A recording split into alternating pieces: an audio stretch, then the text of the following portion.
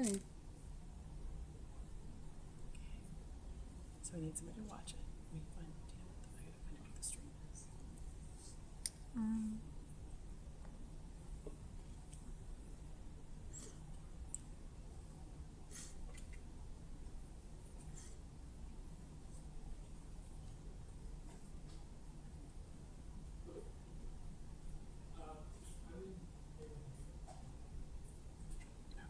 Share.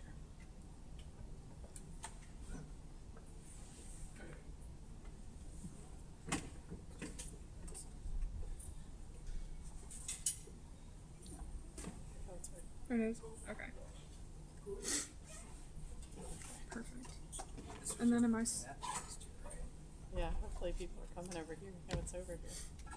am I supposed to be doing something else? Hey, we're to record it too. Hmm.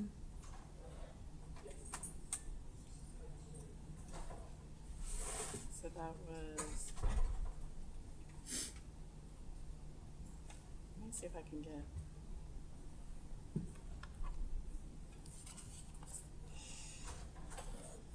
Not, because there's a way that you should be able to record it just here. So, Like on the same camera? yeah. If you just hit record, would it record it? Yeah, it's just, yeah. Oh, yeah. Okay, maybe we should probably stop it. No. We still got like. I mean, it's all 16 minutes. plugged in, I think, so. Like, batteries shouldn't be an issue. I think. Yeah. It says it's recording. I'll just keep it like that. Just to be safe. Yeah, just so exactly how you got it double. And nobody's coming from IT because they already set up the mics earlier. Oh. I thought somebody from IT was going to be here tonight, but they. Mm-hmm.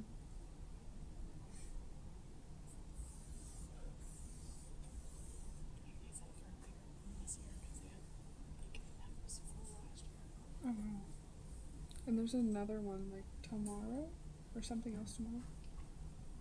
Same speakers both nights? They usually do 4 speakers one night, 4 speakers the next night. So tonight is we have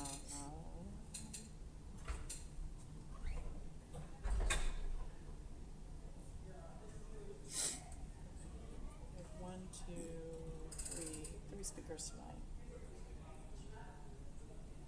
And then they have 3 completely different speakers tomorrow.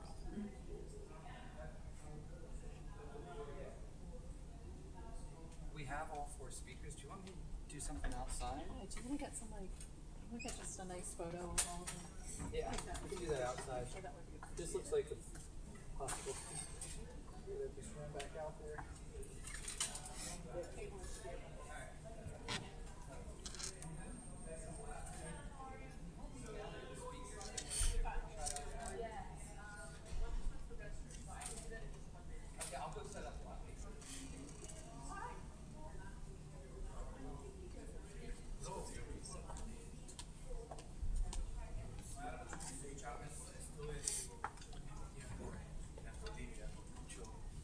Le tomé mucho cariño al país y a la gente. Fue muy bien. Hello, how are you? Good, how are you? Good, good.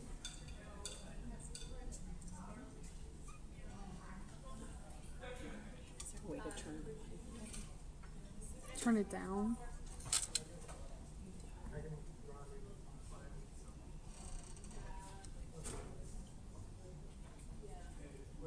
Just because they would pick everything up as master. Would it be like this one? Yeah, try pulling it down just a little bit. Should I do more? Yeah, do it more. I just remembered it.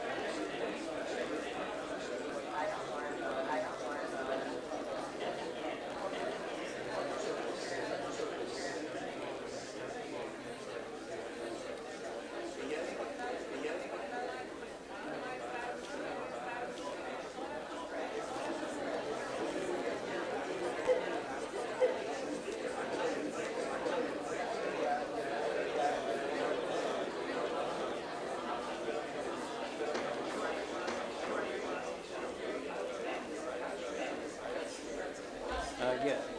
Yeah.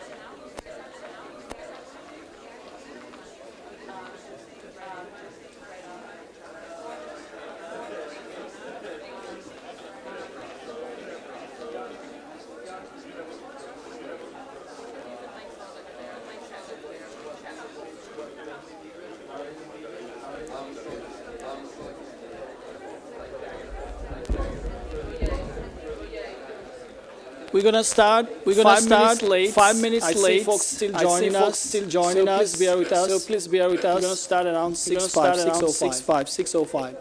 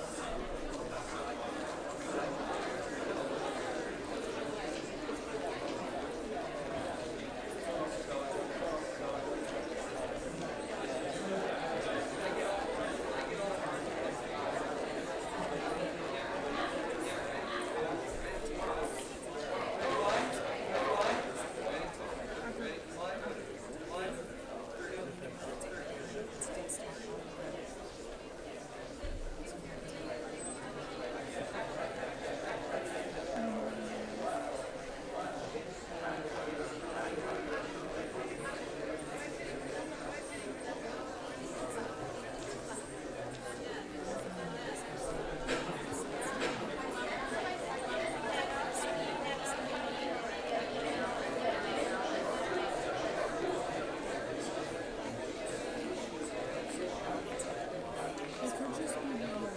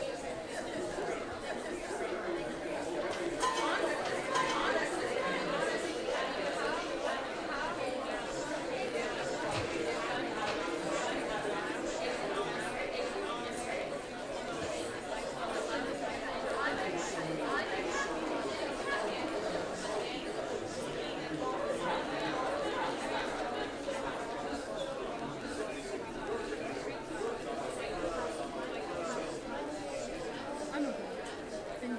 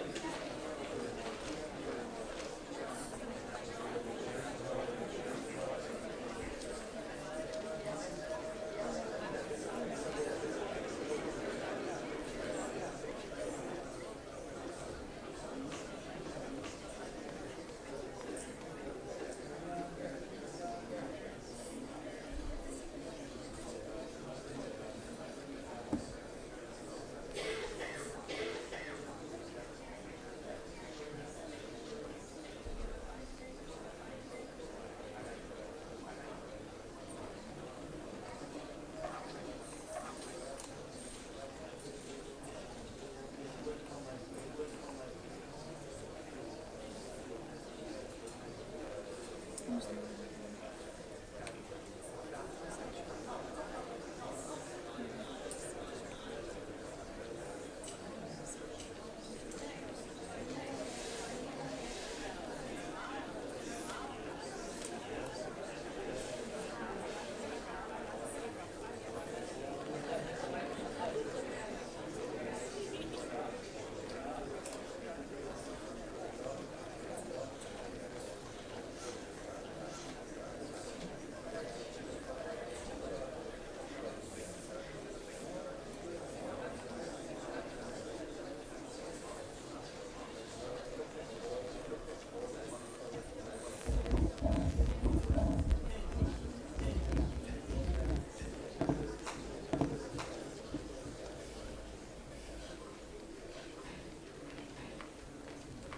Good evening, everyone. Good evening, everyone.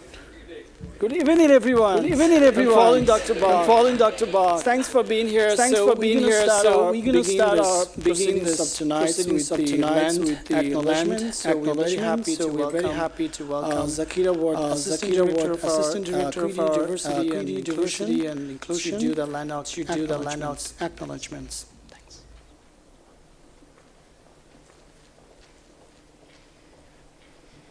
As Zia mentioned, I'm Zakira Watts. I'm the Assistant Director for the Office of Equity, Diversity, and Inclusion. We acknowledge that we live and work on the homelands of the people of the Standing Stone and the Susquehanna. We acknowledge together that our country was founded upon erasures of many indigenous and enslaved peoples. It is important to recognize that violence is still perpetuated by the systematic oppression of First Nations peoples within the United States of America. I ask that you join me in celebrating their tribal communities, both past and present, and future generations who carry their memory. Please join me in a moment of collective silence.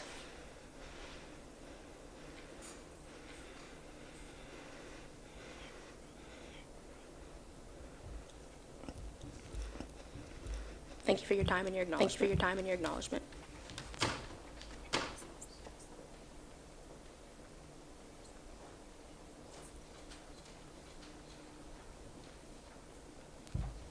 Thank you, Zakira. Friends of Baker Institute, faculty, students. Welcome to the third international symposium. I hope you had a restful break. So how fabulous that we're going to start the first class of our after the fall break with the symposium. So my name is Zia Hawk. I'm the director of the Baker Institute and also an assistant professor in the Peace and Studies Department.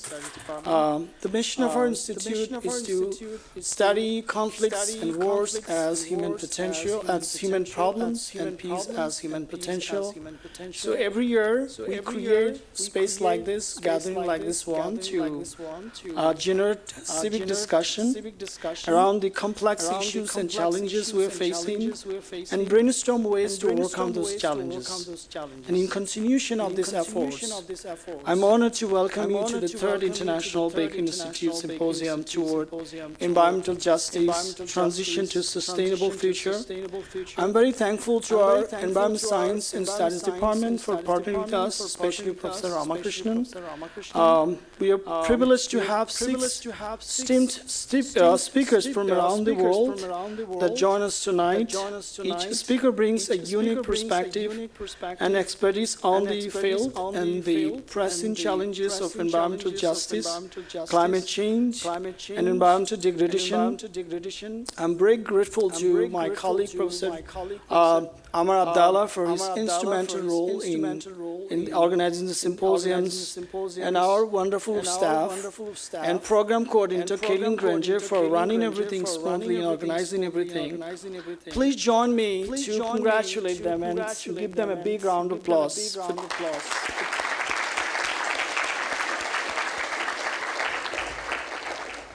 So the world stands today at a critical stage, and the urgency to address environmental degradations and the climate change and transition to a sustainable future has never been greater than this one.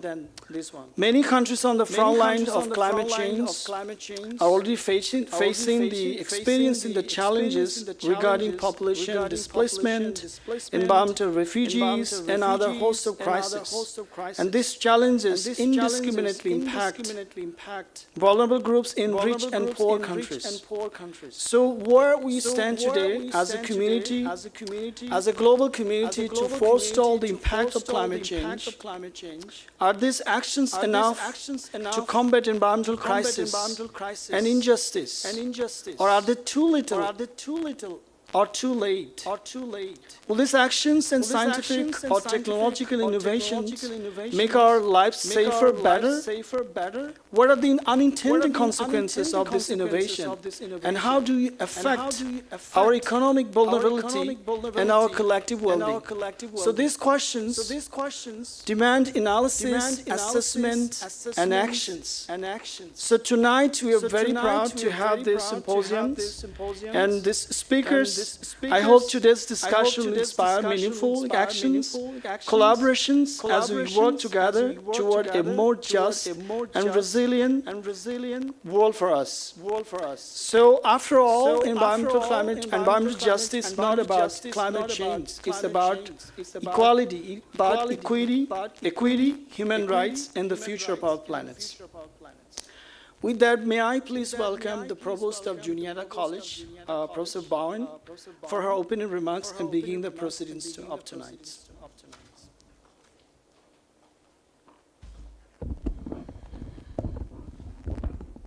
Well, good evening. As Zia said, I'm Lauren Bowen. I'm the provost at Juniata, and it really is a privilege to welcome all of you this evening to, as Dr. Hawk noted, the third annual Baker Institute International Symposium.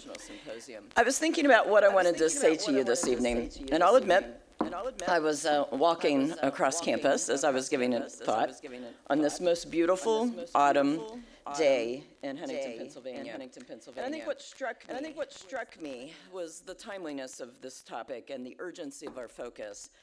While we're enjoying a beautiful autumn day, I am mindful that Milton prepares to make landfall in just a few hours on the west coast of Florida. And while climate change may not be the primary focus of the environmental justice movement, I do think the poignancy of the material impact demonstrated by this nexus of the human and natural world underscores the importance of policy, of science, of global cooperation, and of course, of agency of those who are most directly affected by phenomena such as Milton or Helene. You're probably aware that in the United States, the environmental justice movement dates back to the 1980s, and it is focused on marginalized communities who have been harmed disproportionately by resource extraction, land use, and other such issues, decisions, practices. The goal of the movement, like many social justice movements, is agency. Agency born from understanding and knowledge. And a focus on justice that isn't only distributive, as we often understand justice, a fair distribution of resources, nor is it justice understood only in procedural terms, who has voice in decisions, but I would argue it's a restorative sense of justice. How do we repair trust and mitigate harm? Or to put that in more Juniata language or higher ed language, how do we put our theory into practice? And so it's fitting, I think, that the Baker Institute for Peace and Conflict Resolution hosts such a symposium. The old adage is what? That peace is not the absence of war. Peace is the presence of justice. And that is what I think we'll be exploring tonight and tomorrow evening. As with Dr. Hawk, I would also like to extend my gratitude to all of you for being here, to the members of the Peace and Conflict Studies Department, Jim Bogart, Allison Fletcher, Uma Ramakrishnan, and Henry Thurston Griswold, for their support, their imagination, their attentiveness to our curriculum and the experience of our students. To the Baker staff, Caitlin Granger, our program coordinator, Joseph Bach, Amr Abdallah, both of whom you'll hear from in a few minutes. And of course, a special thanks to Dr. Zia Hawk, the director of the Baker Institute. Please, a round of applause for Dr. Hawk.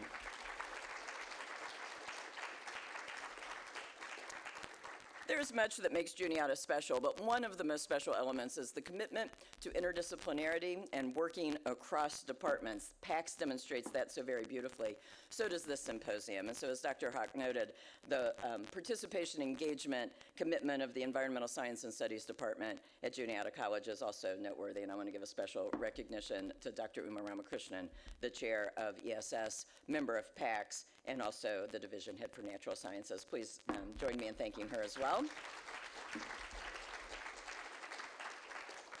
And I want to thank our panelists for being here, for bringing your expertise, your experience, your imagination, and your commitment to the Juniata College campus. I will tell all of you that I've had the opportunity already to spend some time with our panelists, and I am confident that they will model the best spirit of intellectual discourse. They will provoke you, they will challenge you, they will invite scrutiny, but they will do so in a way that will inspire your action.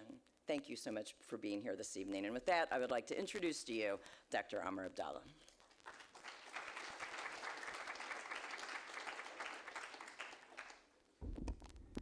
Good evening, Juniata. Good evening. Thank you all for being here.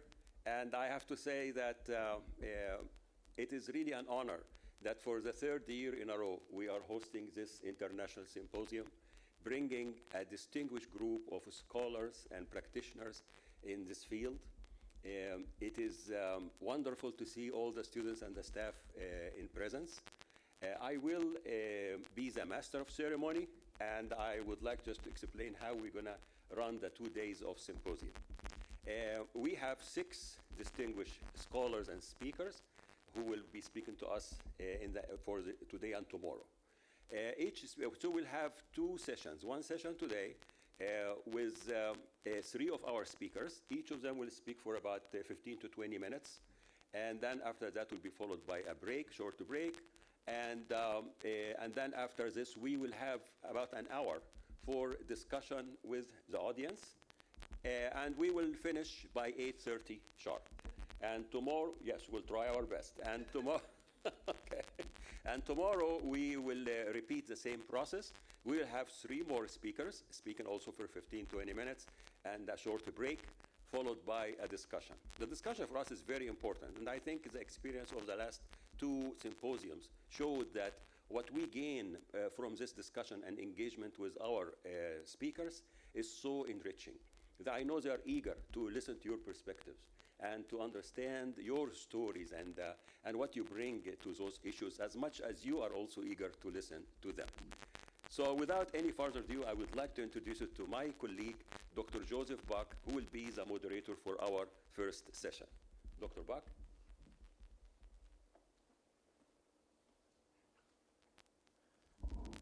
Well, hello, everyone. I'm happy to see you here tonight. I see a lot of familiar faces, including students, and I'm pleased to be here to introduce such great thinkers and speakers.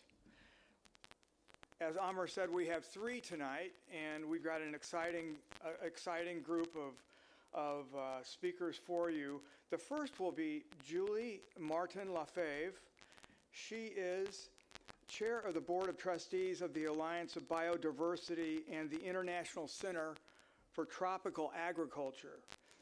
I'm not going to read their bios because you can read them on our website, but I am going to tell you this about Julia.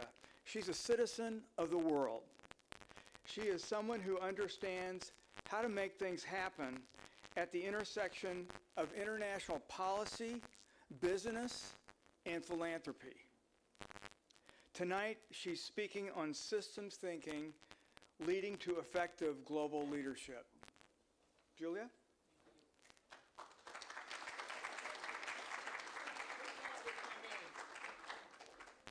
Thank you very much. First of all, this doesn't count in my 20 minutes, but I want to say that I'm afraid I'm a person who had never heard of Juniata, nor Huntingdon, Pennsylvania, but I'm so glad I've taken that slow train to come, and I'm so glad to be here, and I'm so impressed. And much of what I'm going to say you're already doing. So don't fall asleep. It's important that everybody does it. So let me start. Oh, yes, I think I have to click something here, right? No, let me go back. Oh, there is a title. Right. Okay, let me start by trying to define some of the terms that I use there, system thinking and systems leadership. Hopefully you already know this, but I can tell you that a lot of people I work with don't. So system thinking is the way we understand complexity of the world, its people, its cultures, its environment.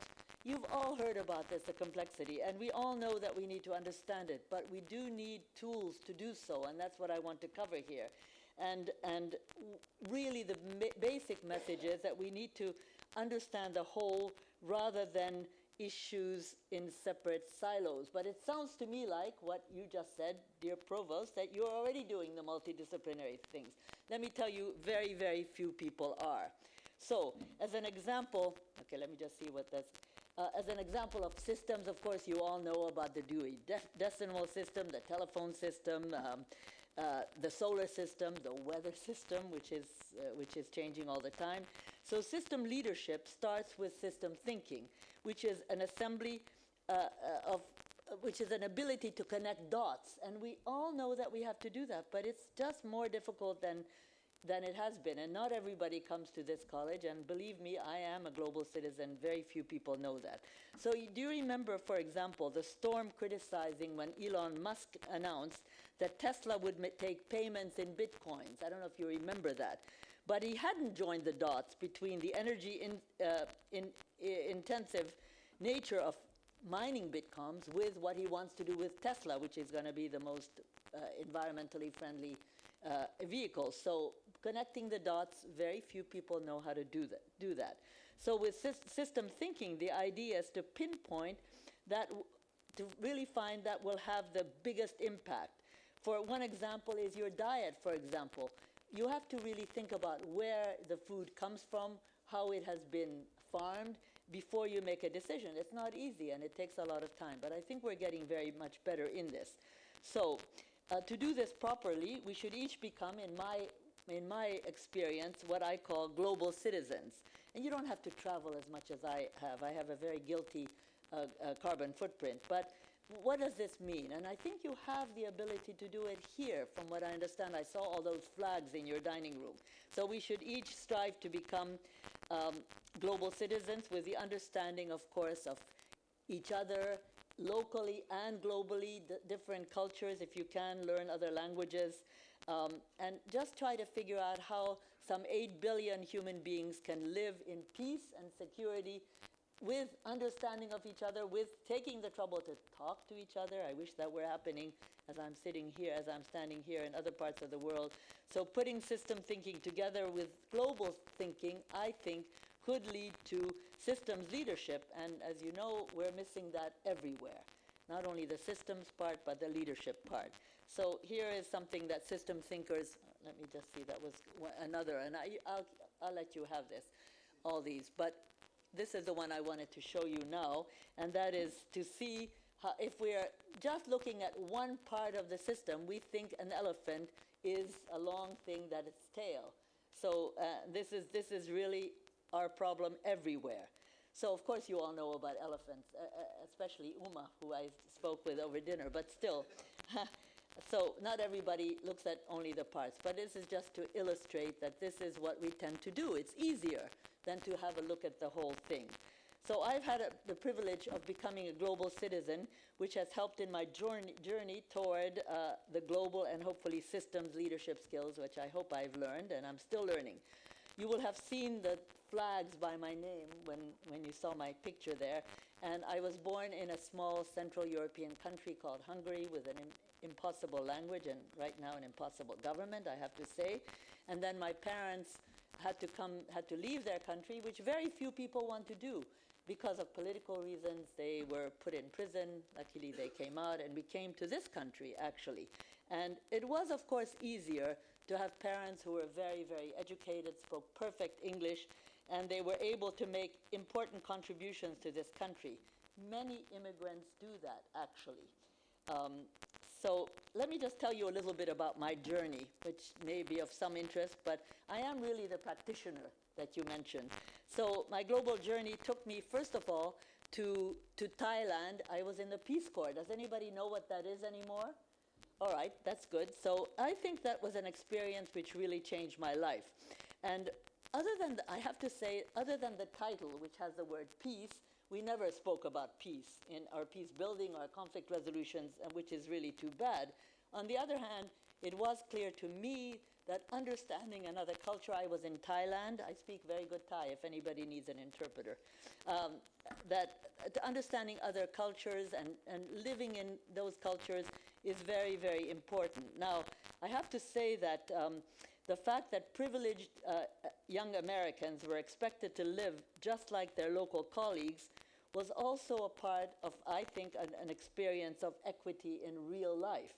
So believe me, I was personally never unhappy living like my neighbors, without air conditioning, without refrigerator, very little electricity, no telephone, and so on. So the kinds of comforts that we take for granted in our world.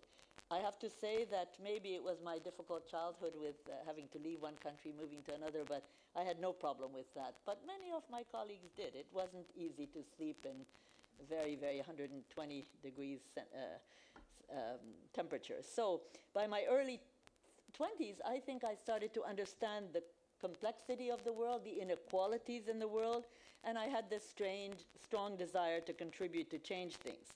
So after further studies, I accepted as a real idealist, by that time, my first job at the United Nations. I worked for a very new program in environmental education, which you're all doing now, but it was new then. And I was one of the few people who had training in environmental policy and education and so on.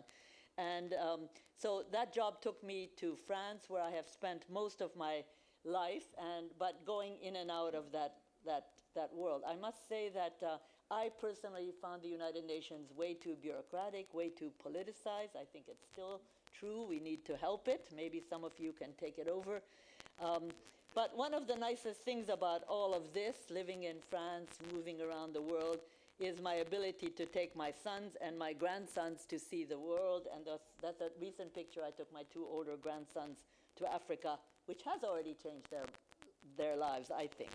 So the journey for systems leadership, I believe, requires curiosity, the desire to learn about other cultures, languages, and other disciplines, and of course communication skills to reach out to others, even if they're from a different culture than you are. So my first international job focused, these are, oh, I think I have to move here now. No, that was something else. I go back there, yeah, for a second. So my first international job after the United Nations took me to a non-governmental organization which was set up in the 19th century. It was called the International Council for Scientific Unions, ICSU, with all the academies of the world, and with a mission which said that it was striving to ensure scientific collaboration for the benefits of humanity. Now, who could resist such a mission? And you will have seen that as I describe what I've done, I am very mission-driven. As if I really believe in something, I'm willing to work for it very much. So after that, I accepted the challenge of heading a program which is really very interesting, funded by the Rockefeller Foundation, called Leadership for Environment and Development, the LEAD program. And that was interesting because it had a systems idea behind it.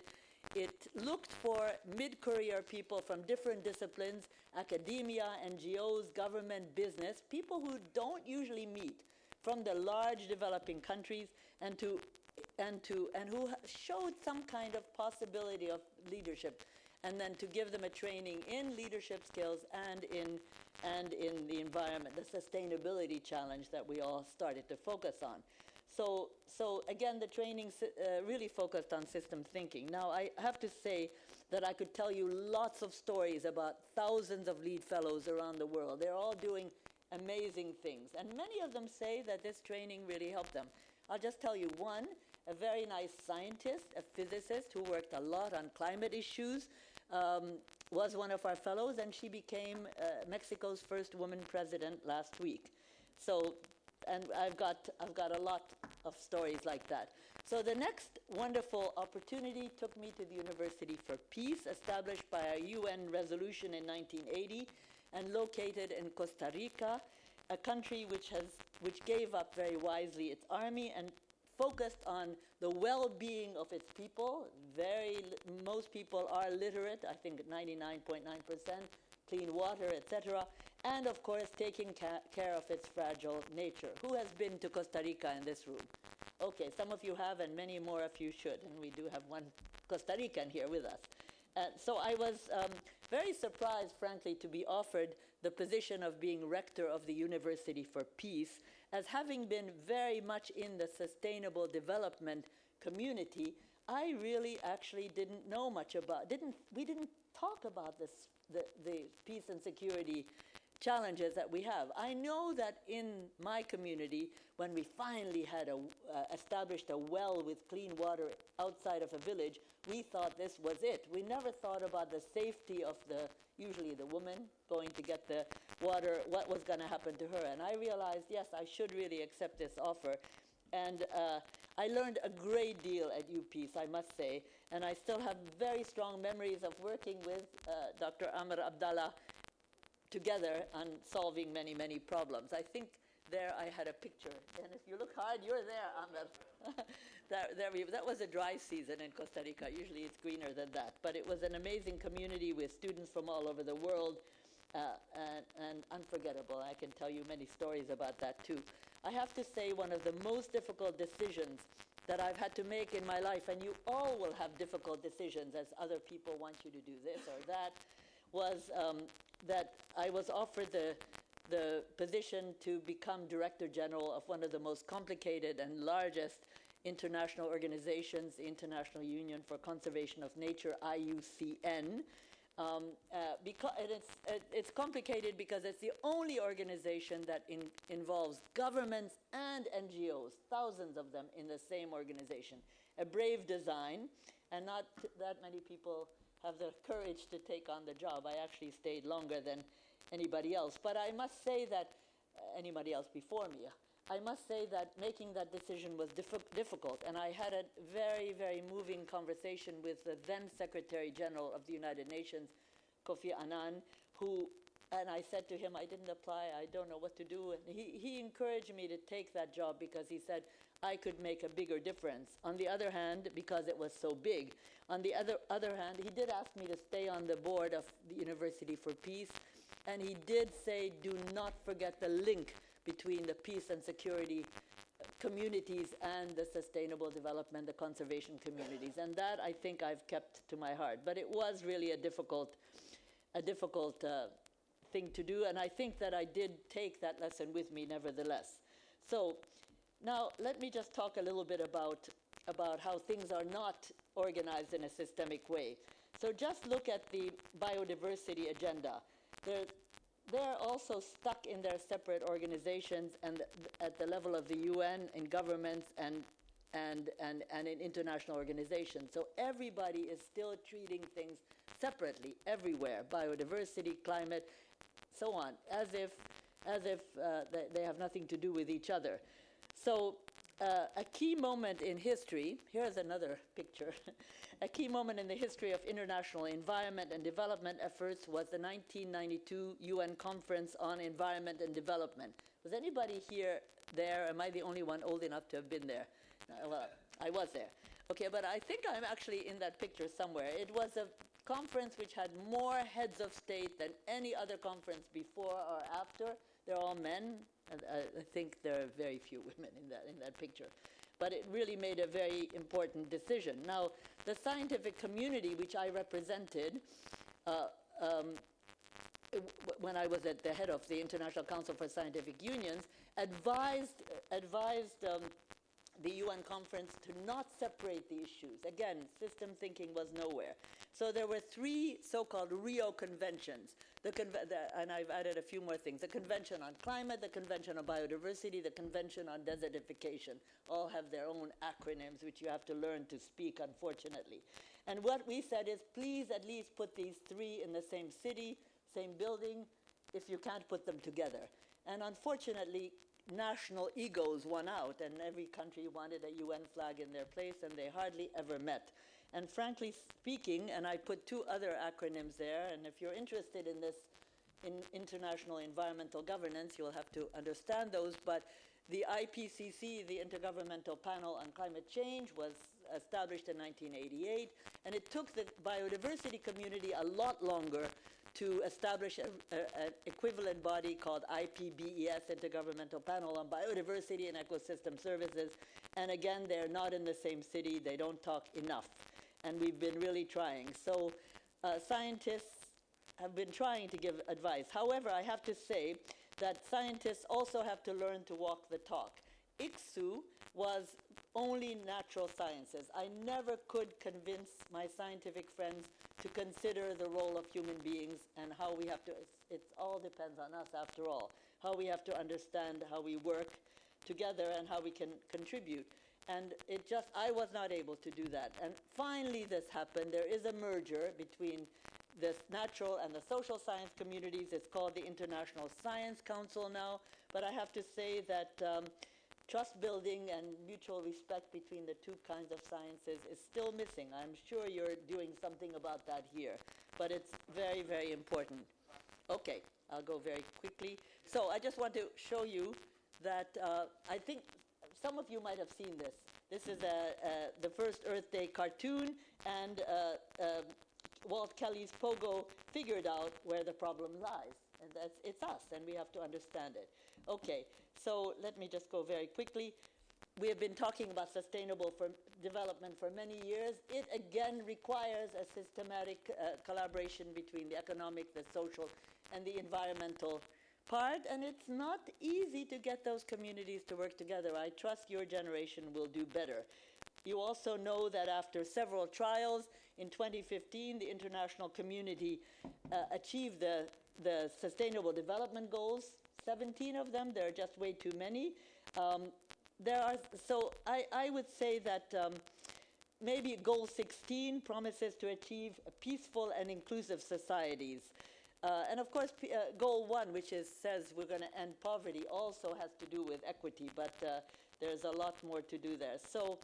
So basically, I'm going to skip a lot of what I had written, but I can give it to you. I just want to tell you that, and again, this is in my interest in how things work on the governance side, but just a year after adopting the SDGs, the UN adopted twin resolutions to review the UN's peacekeeping architecture. I'm sure you know about this.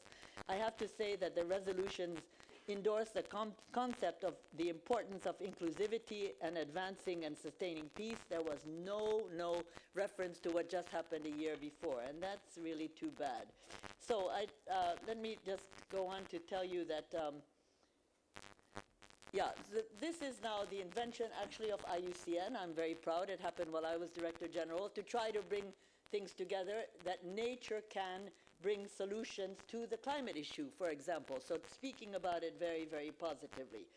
Now I just want to say, but I think you already said it, the Provost said it, the discussions about environmental justice started as a social movement against the impact of pollution and other areas. And there are some good stories, but not enough. And I think, and in my view, and I hope that the other panelists will address this, the social justice, the inclusion, the equity issues are mentioned, but very, very rarely. And I have quite a lot of references in this, which was longer than when I... So, for example, the 2015 Paris Agreement on Climate refers to the imperative of a just transition, linked to development priorities. But again, just mentioning it is not enough. So I'm hoping that we will be able to talk about how to actually make it a reality of what we can do. So just a couple of examples before you tell me to stop. And the World Trade Organization, under the leadership of its first amazing African woman Director General, Ngozi Okonjo, has been focusing on sustainable development and trade, and admitted that the trade regime cannot operate in isolation from the broader challenges of society. That is already a good step. Nobody would have thought the World Trade Organization would do this. There is the European Institute of Peace, which in a recent study on climate and peacemaking reminds us that fragile and conflict-affected countries are the most exposed and vulnerable to environmental degradation. We all know this, but what do we do in a systemic manner? I have a couple of others, but I'll just put it on these are some of the examples that we can talk about later. So there are people who are working on the equity issue along with the climate, the biodiversity issue, and so on, but again, separated from each other. So we really need to move farther. And I just want to finish by saying that I think, and hopefully you're doing this at Juniata College, but I think that training in leadership skills is very, very important. And one of the rules that I would say is leave your ego out of it. Leave your ego, and also I always used to try to leave my logo out of it too. I wasn't there only pushing my organization. We're pushing a common issue that we need to solve together. I think I've used my 20 minutes. Thank you very much, and I look forward to talking with you all about this. I think I had that as a final slide. Thank you.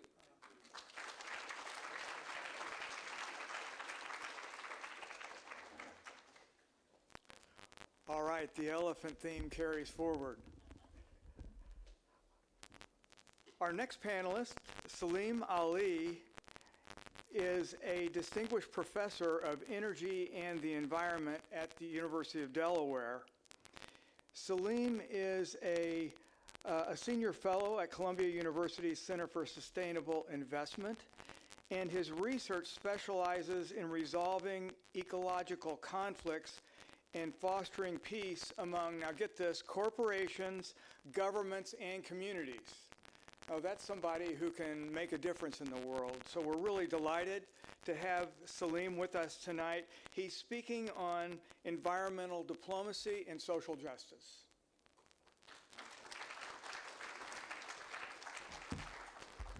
Well, it's a real honor to visit your campus, to learn about Juniata, and especially to share the podium with such a distinguished panel. I'm going to try and give you a primer on environmental diplomacy, which is a term that was coined by my former PhD advisor. You know, we all kind of stand on the shoulders of giants, and I owe much of my career to my PhD advisor, Larry Susskind, who was a professor at MIT. He's still a professor there, but he wrote a book called Environmental Diplomacy, and it was a special joy for me that when the second edition was to come out, about 20 years after he had written the first, he asked me to co-author it with him. Among his galaxy of PhD students, I felt very honored that he asked me to be the co-author for that book.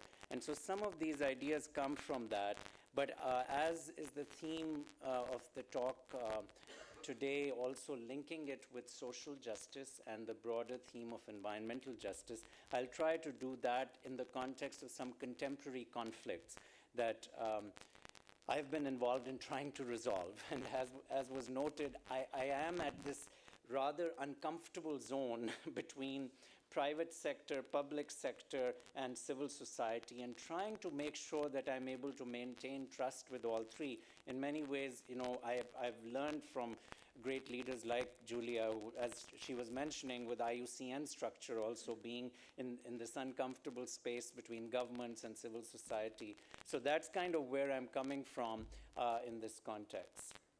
So a lot of my research, you know, it's informed by these questions. Those of you who are going to go into academia or going to become researchers, it's important that you start with questions. Don't start with answers. We're always tempted to start with answers because we all have our own predilections. So in terms of the work I do, my primary research question that I've been interested in is how does the inclusion of environmental factors in negotiations influence cooperative behavior?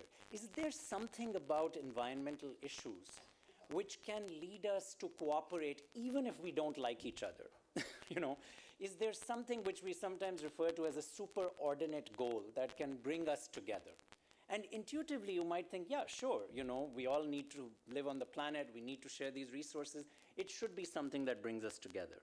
But we're in election season, and you'll know that actually the environment is more of a fractious issue than an issue which would bring us together. And for me, that is quite puzzling. And it's in the US that's actually been a relatively recent development. Because if you go back several decades, the environment was something which was a bipartisan issue. It was something that brought different political parties together. You know, the EPA was actually created by a Republican president, right, Richard Nixon. It wasn't considered something as like, you know, this is the woke issue and this is that kind. It was something that was considered bringing things together. So that's been a puzzle for me, and I continue to look into it, and you'll see that'll also come through in some of my work. So these are then some sub-questions, you know. How can we actually use territorial conflicts to be a way in which environmental issues can be injected and resolve them? And some of my work has looked at transboundary conflicts. I'm originally from Pakistan, and it's an area which has been fraught with conflict. Of course, after the departure of the British, the Great Partition that divided up the subcontinent into various countries led to long-standing conflicts that even persist today, especially between India and Pakistan. So I've been also involved a lot in trying to find ways to resolve conflicts between South Asian countries. Then what would be the mechanisms that you would need to establish governance systems that could maintain peace? And then finally, what ecological boundary conditions are most likely to be associated with de-escalation? Are there ways in which we can reduce conflict using specific strategies in that regard? And what I found in my research is that there are basically these three kinds of pathways we can follow. You can have sort of cooperation that's distributional over a necessary resource. What would be a necessary resource like that? Water, right? Water would be definitely an important one, and we'll be hearing tomorrow also by one of our distinguished speakers who works in water governance. You can think about cooperation over what we call a common aversion. Like if you don't want something bad to happen to your resource base, like pollution, you could have some kind of cooperation that happens. And this often happens in the context of lakes, which communities will cooperate because they don't want the lake polluted. Everyone will suffer if the lake is polluted. But then finally, you can have, as we're observing with climate change now, you could potentially, at least theoretically, have cooperation in crisis as a catalyst for lasting cooperation. So disasters can bring us together. And we do feel that that is something that has happened to some degree with some kinds of natural disasters where countries, donors will give funds and so on, but not nearly as much as we would hope or is needed, right? So that's an area which is, it seems that it's happening, but it's actually, if you look at the numbers, it's a very small amount in terms of what, like for example, currently the UN has been negotiating an adaptation fund for countries who have been impacted by climate change, and you'll see that it's actually a very minuscule amount of what is actually needed, and especially if you compare it to global expenditure on defense or something. It's like less than 1% of that, and it's quite embarrassing. Now, within climate change, this is a diagram I developed when I was thinking about additions to that book I was mentioning, Environmental Diplomacy, in terms of like, what is the challenge with climate change itself in getting cooperation? At one level, it makes sense, like, it's a threat for all of us. Why can't we cooperate over it? Why was it so difficult to get the Paris Agreement, right? If you compare climate change to another agreement, one of the great environmental agreements that is often heralded as an example of environmental diplomacy, it's the only UN treaty which was ratified by every single member state of the UN, including North Korea and the United States. And which one is that? Anyone want to venture among the students who study environmental science studies? The Vienna Convention on ozone-depleting substances, which led to the Montreal Protocol. The protocol is a document that sets the target, so it's what we call the ozone treaty, right? It was the treaty that regulated all these chemicals that are destroying the ozone layer. Now, we were able to get remarkable consensus fairly fast on that agreement, right? The world community, everyone was fighting with each other, and this was during the Cold War. It was in the 1980s when it was in the pre-1980s and on to the 80s when it was negotiated. But we were able to get that happen. It has not happened with climate change, and this diagram shows you some of the reasons why. A lot of it has to do with the challenge that with climate change, you have much more behavioral response issues, that we have to change our behavior much more so to deal with it than you have to with ozone-depleting substances. So if you look at this complicated diagram, which I don't have time to go into in detail, key to this is the role of science and how science is operationalized. With climate change, there were many opportunities for doubt to be cast on science. It was much easier to have the ozone treaty because the doubts on science were much more difficult. We had the Nobel Prize winning work of Sherry Rowland and Mario Molina, Molina, who was actually a professor at MIT when I was there as well, and had the good fortune of interacting with him, a wonderful Mexican-American. And because the science was so clear, you were able to get cooperation around it, right? But if you think about climate change, the number of wedges that you could put into the science speciously many times. And this has come through in Naomi Oreskes' famous book, Merchants of Doubt, that you might have heard about. It was much easier to do. So you need to develop mechanisms for vetting science. And that's been a lot of my other work of late, is how can you build trust in science? There's a whole field of diplomacy we call science diplomacy also. And with climate change, that has been a particular challenge. And how we've been able to get really paralyzed, what we call sometimes, paralysis by analysis. That happens a lot with these kinds of things, right?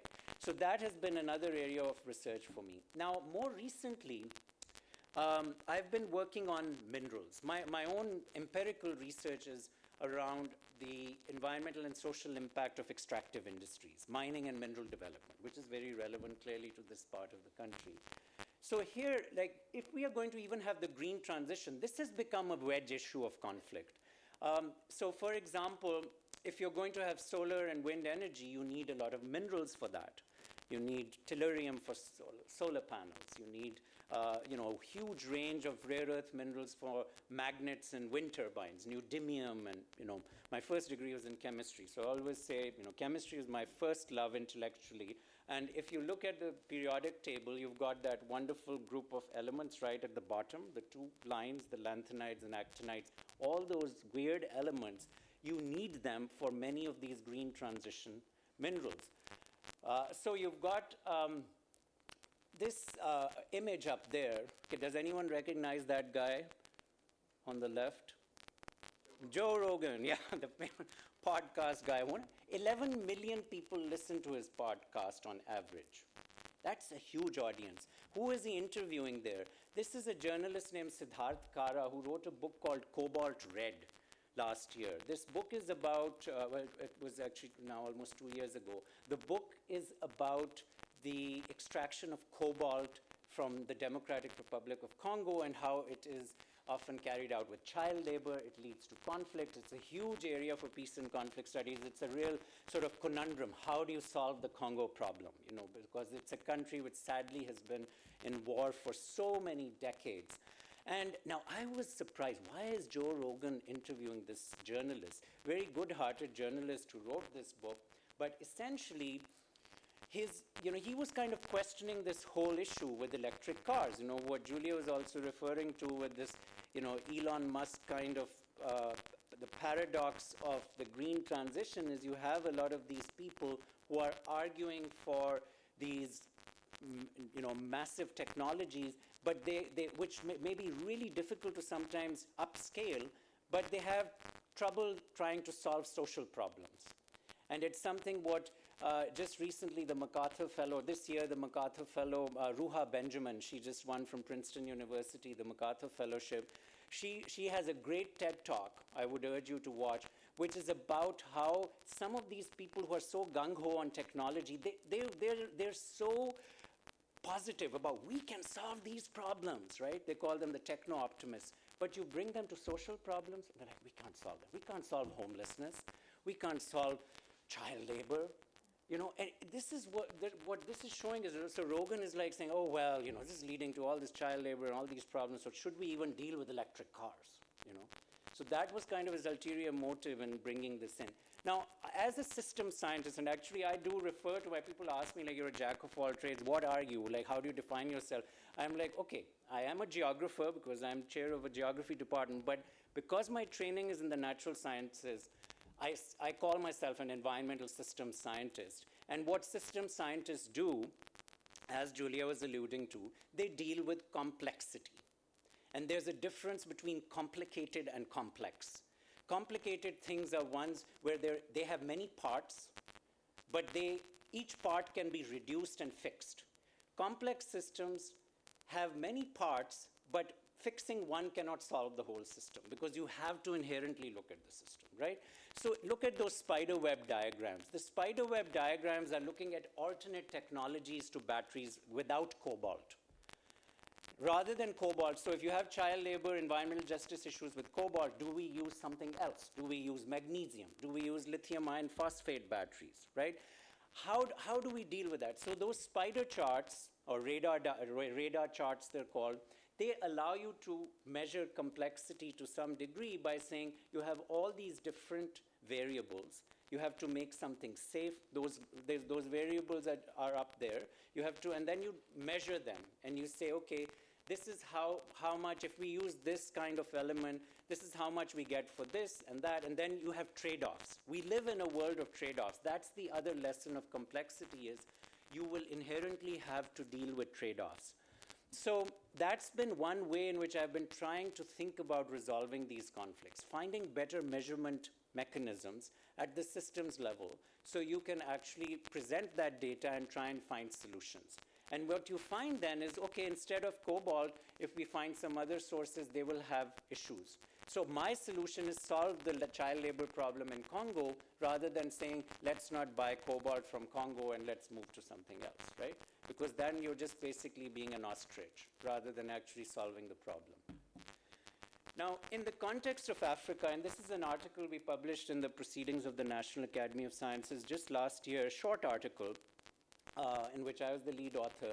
Basically, we also looked at the big problem in Africa has also been that we have greenwashed a lot of the efforts to try and move towards this more sustainable future.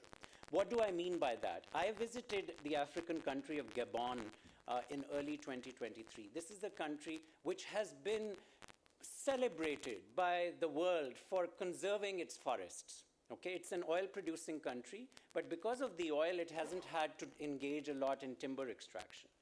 But if you actually look at the poverty alleviation data for Gabon, it's highly skewed. And so it made me think, like, this is a country where everyone, Jeff Bezos flew into Gabon, and he was like, oh, wow, this place is so cool. It's got the best national parks. It's the Costa Rica of Africa, is what he said. I was like, okay, right? But if you actually look at the poverty alleviation challenges, terrible. Outside Libreville, you go, I went to a manganese mine to look at the other elements that they're extracting in place of cobalt. And the manganese mine, the people didn't have electricity. They didn't even have running water. But you look at the macroeconomic data and it'll seem that Gabon is doing pretty good because it's very skewed towards the capital. So we tried to, we tried to do this radar chart there, and we looked at all of these different environmental variables for Africa, but if you look at the social development variables, they're not going very well at all. So what we argued in this article is you have to couple the green development with social development. Otherwise, you will end up with conflict. That is the main reason why there is so much resentment on this matter. And tomorrow we will hear from a very distinguished African scholar, so stay tuned. I'm sure he will have much more in-depth conversation on these matters as well.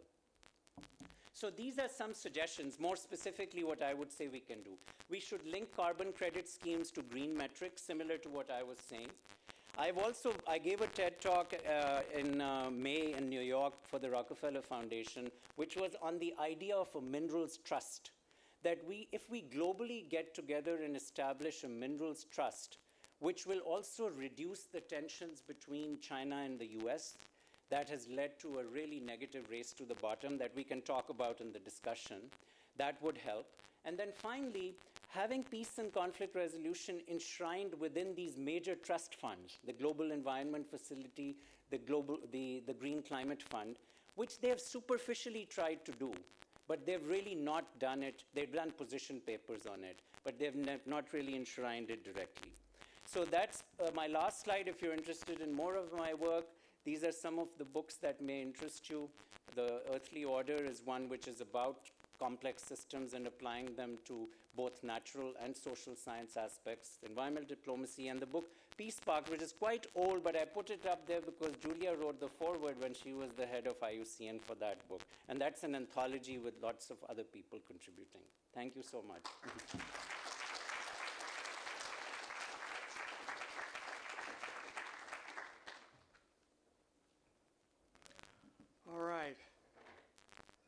I now have the pleasure of introducing David Begay, who is an associate research professor at University of New Mexico's College of Pharmacy.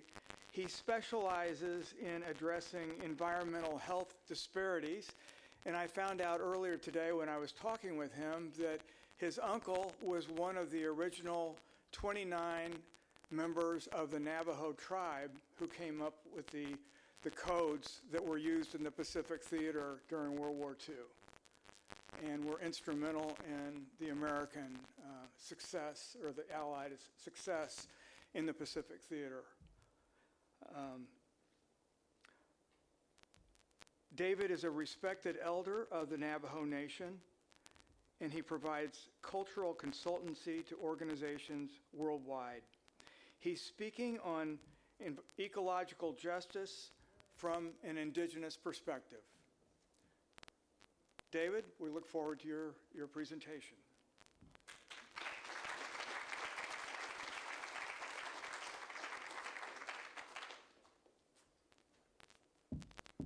Yeah, my presentation might be a little bit different.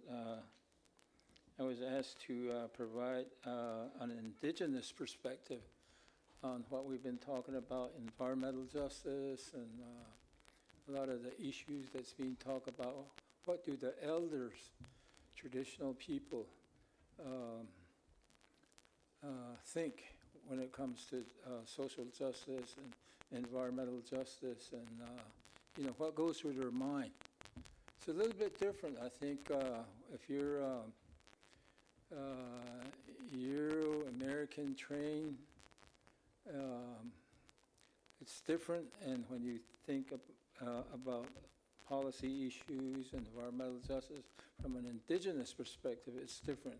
It's like apple and oranges. And the reason why it's different is because the lens by which indigenous people look at things, or through interrelationship, they're pretty much closely tied to, I think, system thinking. The world works as a system, and all the parts, is enfolded by the much bigger system. And it's very complex in that way, and I think Celine was saying we live in a world of chaos. We also say the same thing, trying to find a balance. And I'll show you some of those words that are being used. I want to extend my gratitude to the Baker Institute for inviting me this evening, and I want to greet all of you by my traditional word, Yate. Back home we say Yate. Other people say other words like good evening. Seems to me like the emphasis on the evening. Ours is a little bit different. Ours is Ya, refers to the universe. And Earth is a part of this much bigger universe, an integral part of a much bigger universal order. And the human is a participant, a mere participant, not above or at the center, a mere participant of a much bigger universal order. An acknowledgement of that existence. So that recognizes that existence. So, greeting somebody by acknowledging where you are and your relationship to a much bigger universe. And I think here, in this case, when we talk about, ecology, things are out of balance. I think we're talking about all these things that we're talking about. What happened here is, really determined by things out there. That's what our people say. Some of the things that are going on around here, like the hurricane, that just went by, another one coming through, and our people say it's created by the sun. It's that heat, goes into the water, it creates a cyclonic action. It's holistic. And so you can talk about, if you ask the question, where do these hurricanes come from? Our people say it comes from the sun. A lot of things come from the sun. And so there's a different way of looking at how things form, and so I'll just barely touch on those. I'm a Native American from the American Southwest. I'm registered with the Navajo Nation. English is my second language. I've been raised by my uncle, who were philosophers and spiritual healers. So I still do some of those things because they taught me, they raised me. What I have up here, I developed 2 slides here, on the Navajo worldview, and on the right side is the Maya. I have other worldviews. I couldn't fit them all in here, and the presentation is very short, so I just picked these 2. And so there's a way that people view the world. Ours is here on the left side. There's a let's see. Here, there's a quadripartite, 4-directional alignment, and the evolution of where we came from. There's like a dark star here. This says that if you juxtapose it with Euro-American science, astrophysics, I think astrophysics says, we come from the stardust. We're literally stardust. We're made out of the same material. The same thing with the sun. I think this is, what we're saying here, that, that we come from the star. And that's where things evolve and over the years, and, here we are. So we seem to have some commonalities among tribes and other indigenous people of the world. I've worked with some Aborigines from Australia. They say the same thing that I'm talking about here. So there's some commonalities. I work with some of the people from New Zealand, the Maori. They seem to say the same thing. And also people from the Pacific Island, the Hawaiians, they say the same thing. Polynesian, they say the same thing, and some other indigenous people. When you go down south into the Central America and South America, and also Canada. So we do have some commonalities, but there's also differences on how we talk about things. These 2 illustrations up here, the worldview, they were developed. I helped develop this one for the National Geographic some years back, and I've been using it here and there. So they've been widely used, and it talks about, I guess from this slide, there's a lot of things that we could talk about, how things interact, and so I'll try to touch on that because of the very little time that I have here. I want to just go on. This is an old ancient sand painting. So here you can talk about Navajos have 12 main constellations, like a backbone, and then there's a secondary set of constellations. So there's a lot of constellation. We have a solar calendar from this. We have a lunar calendar from this. We have other calendars, based on plants and other growth. And so this is, just to show the relationship. The Earth is a part of a much bigger universe. Go on here. As far as environmental justice is concerned, I think just like everywhere else, we have our concerns. We have the uranium mining legacy. This goes back to the earlier years, and when the uranium industry first came to the reservation. they talk to the communities. One of my cousins told me, he's an elderly man now, he's passed away from old age. He said when they first came around, these corporations, you know, they told us, you Indians don't know how to develop your resources. We can develop it for you. It's going to be billions of dollars here, jobs, and, you know, lots of money that's going to go into the tribal treasury. You know, it's going to be plenty of resources to share. So that's how they came in. They didn't talk about the health effects, but it got approved, and so altogether, over 500 uranium mine site got approved, and so for a while, people mine all these sites. I understand that the uranium ore that was extracted over near Monument Valley, that was used for the bomb during World War II. You know, they took it out of the ground there and they processed it through a mill in southern Utah and then on to Durango, Colorado.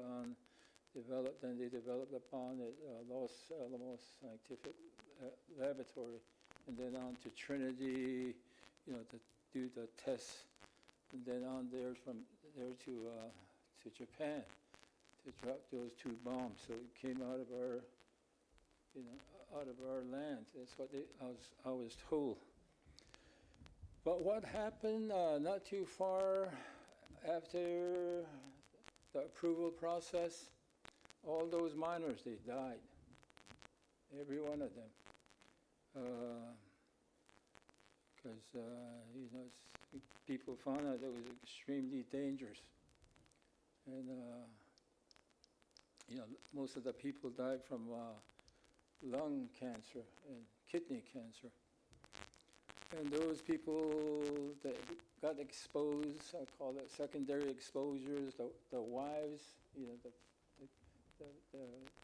family members that, you know, that were interacting with the miners, you know, washing clothes and, you know, all the dust still on the clothes, you know, they intermingle with the family members. They also got exposed in that way, and now those people that have children, you know, showing up in the blood of these young children, you know, and when they're born, they have like 9%. 1 year later, it's like 12%. Third year later, it's like over 20%. And so, you know, it goes up.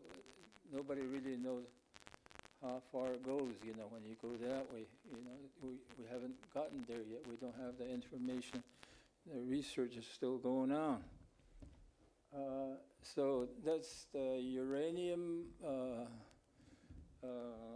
story, and we have, just like everywhere else, or a lot of places, we have drilling, you know, the hydrogen sulfide, you know, issues, and a lot of these drilling are happening near or on the Navajo reservation, a lot of the reservation sites where people live. It's a checkerboard, you know, it's checkerboard, and, you know, people own land, BLM own a land here, private one over there, and, you know, I got my, I was trying to keep my time here to make sure I don't run over, and this one I don't need it to ring, it's ringing, yeah. So it's a controversial issue, you know, people that lives next door, they authorize drilling. And these people that live, you know, nearby, you know, they complain because, you know, it's ruining the land, and so there's a lot of conflict going on. So, and so that goes on all the time. The same thing. There's talk right now about hydrogen and uranium development on the reservation, Fracton in New Mexico and Navajo Reservation. For the other tribes in the state of Arizona, there's Oak Flat controversy and San Carlos Apache people on their reservation. The copper mine are beginning to come in, and they're fighting with these corporations, and there's a lot of political pressure to mine the copper in that area. So I think their case is before the Supreme Court, right now as I speak. And Mauna Kea, Hilo, Hawaii, it's they have one of their what they call their Circuit Mountain, up there on top. There's these observatory and a lot of these Hawaiians, they're saying, you should don't develop anymore there, because, that's where we go to pray, and those are our sacred sites. And so there's many more. I didn't want to, talk about all of them, just because I only have a few minutes. I think there's some key words, I'm a fluent speaker in my in my tribe. That word asanawe, it talks about the dynamic balance in nature. You see that the people, the elders say that the dynamic balance in nature, it's big and it comes in so many different ways, and so that's what makes the world go forward. If that dynamic balance collapse, then everything collapses, because it's based on that balance. It's inherent. It's like one of the gifts of the world.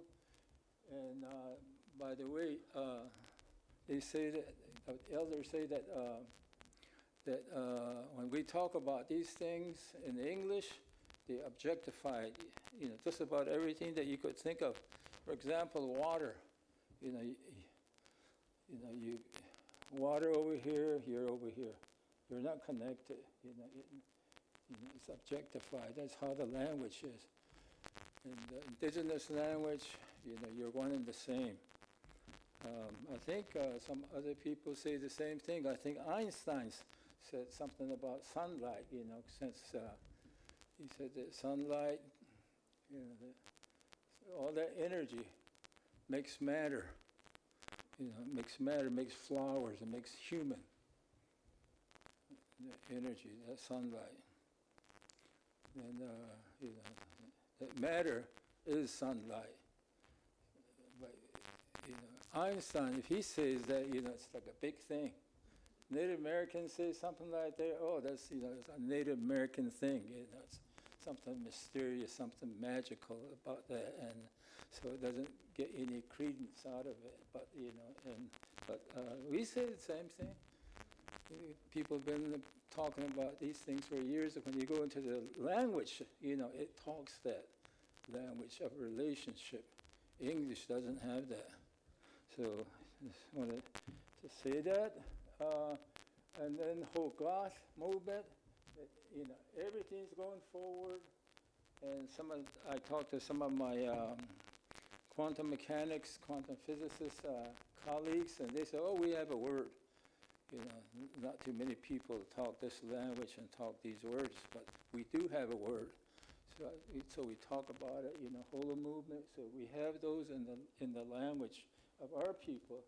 Then the Antanawai, that everything is interconnected, undivided, natural order is going on all simultaneously. It's all one piece going on all at one time. So all we do is talk about the pieces. How nature works, it all works together. All we're doing is, taking the pieces. We just, talk out of reality.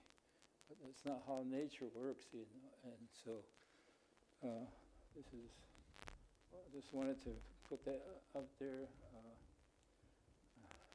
Akinda Kishto Achinhadati.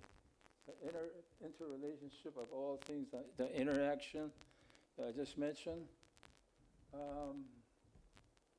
I think if you work from these definitions, some of the words that were used here, I heard that environmental justice and ecology. I heard several people mention that. And when you use the a general Webster dictionary. It talks about relationship between living things and the environment. A very short definition. And it talks about, the biology of the community, of, the area. It talks about living organism, including human. And also the non-living component, something happened here. Anyway, what's supposed to be done here is the abiotic and biotic.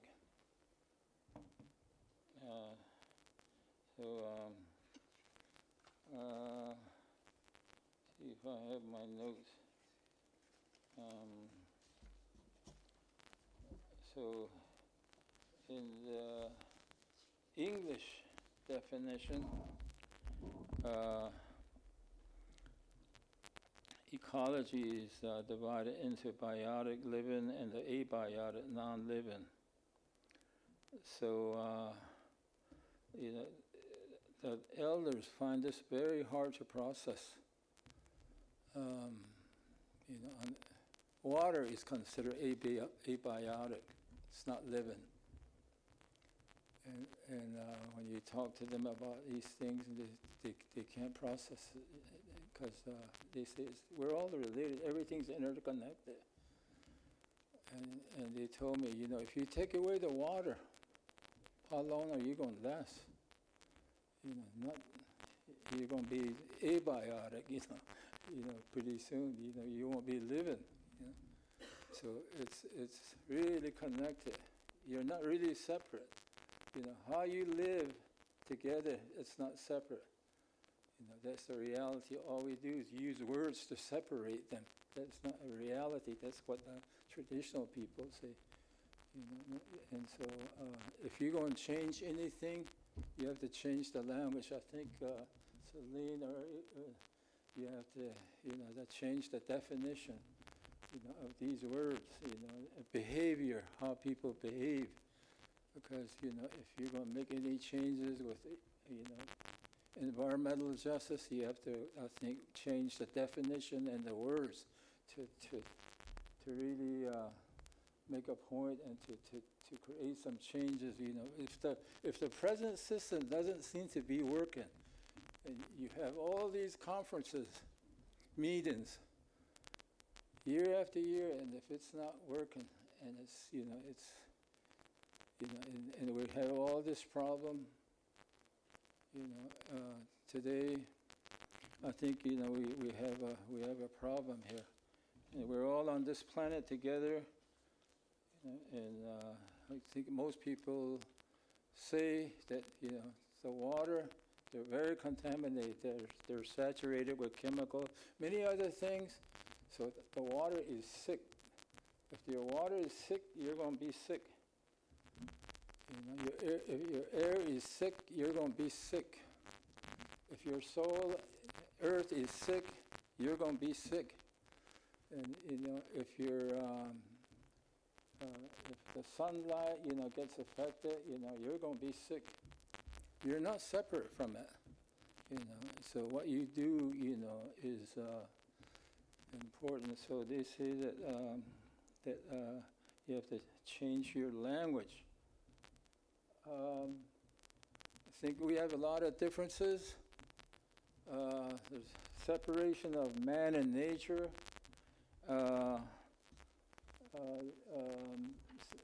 Separation of body and mind. I think I mentioned separation of man and spirit, what Einstein said about the sunlight. The sunlight is, abiotic. And so on the indigenous side, it's all interrelated. And I talked to some of the quantum physicists, and I read some of their books that they recommended. One of them is David Bohm.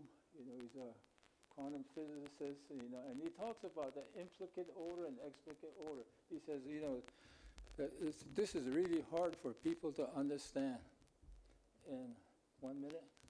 And so it's really hard for people to understand. I told them we have that language, it's a part of our language. And you say, yeah, I've been going around all over the world, talking about this, and nobody could understand me. And here I run across a culture and a group of people that talks that language, And so, it's everything works together. The holistic mind. I'll just quickly go through this. There's some juxtaposition I developed here. I won't go over these unless there's a question on this. Here, if you look at, if you work under classic science, the classic science that they teach in the university, this cause and this effect, put equation to it, that breaks down when you start thinking a little bit different, through the wholeness science. I think, this is very similar to Navajo. That, there's really no cause and effect because, one little cause, affects these, in the evolution of everything. So that's how nature really works. So when it comes to environmental justice, you're looking at something really big. There's changes everywhere. And I don't think we have developed the language or, the consciousness by which we can talk that because, we're limited. And so I think, we have to create a new world order by creating a different language that can talk that, language, much more complicated, language. I think my time is up, and I'll just say this much for now. Thank you for your attention.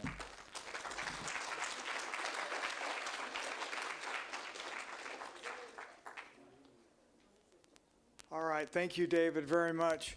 Why don't we take a 10-minute break, and we'll see you in 10 minutes, and then we'll have some conclusions and questions and answers. There's coffee and refreshments in the hall. Help yourselves.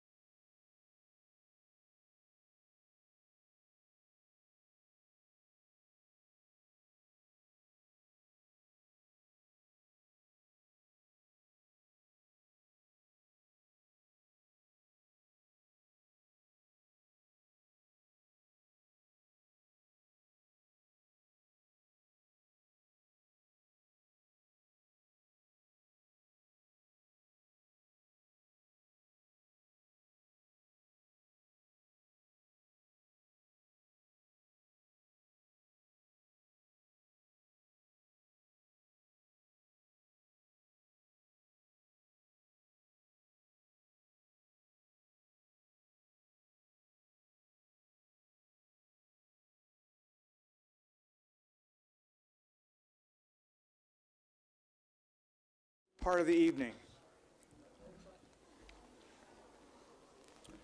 Henry.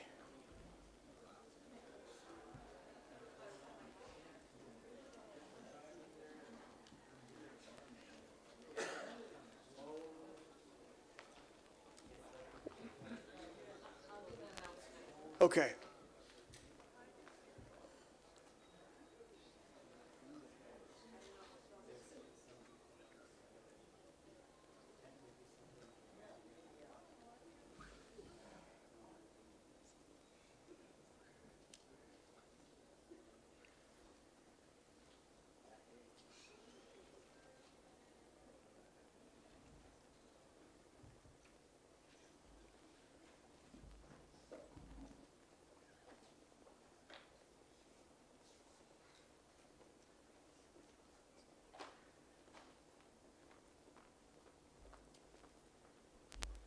All right, I'm just going to cover some summary takeaways from the presentations this evening, and then we'll have question and answer, and we will have microphones available so that everyone can hear the questions.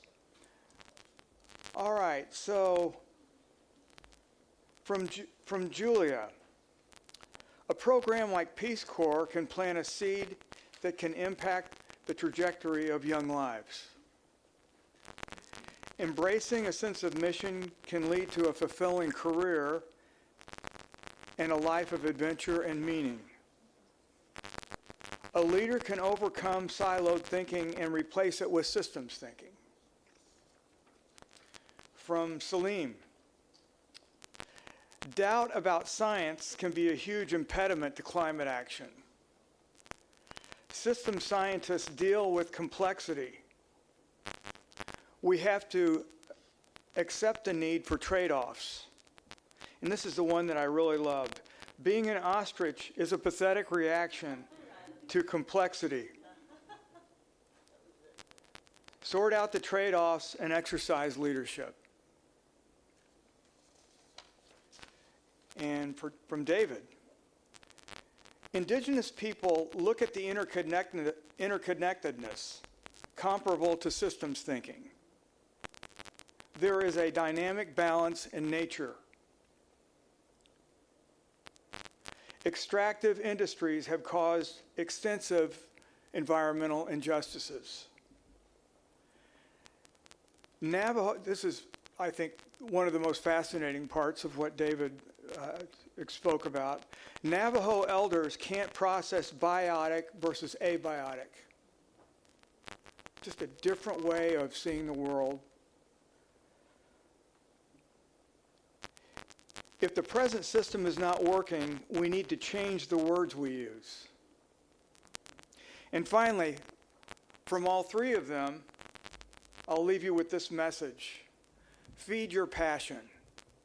You could see the passion in all three of these people. So all of the students here tonight, just remember as you pursue your careers, make sure you do it with passion. Do what you really care about. Do something that matters. So with that, let's start with some question and answers. Thank you. Okay. Do I need a microphone? Yes, please. The spot that was a little further away from me. Or I chose a spot a little further away from me. You should have known that. I know, I should have known. Everybody good? Yeah. Excellent. So I was astounded by how much Julia and David were actually sort of talking about the same thing, particularly with the concept of traditional thinking and then the language barrier and how we see things now versus how the indigenous people see them and how that leads into systems thinking. My question for the panel is, in this era of, I'll call it tailored information, not necessarily misinformation, but stuff that you can see what you want to see, to extend the metaphor, the elephant, right? So there's someone who is touching that elephant's leg and is very positive they're touching a tree.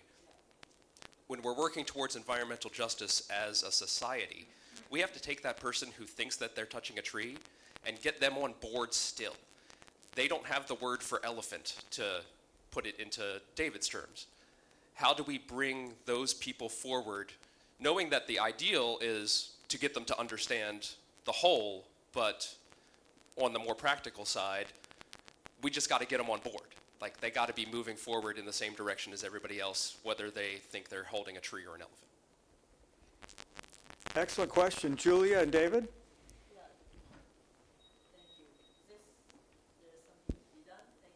See that? Yeah, thank you. That's really a good comment. I mean, I was very respectful of the time given. But I think one of the things that we all have to do, and you're obviously doing it here, but you'll have to do it for your whole life, is to build communities, build trust between people, bring people in. And not again, I did say this cannot be an ego trip.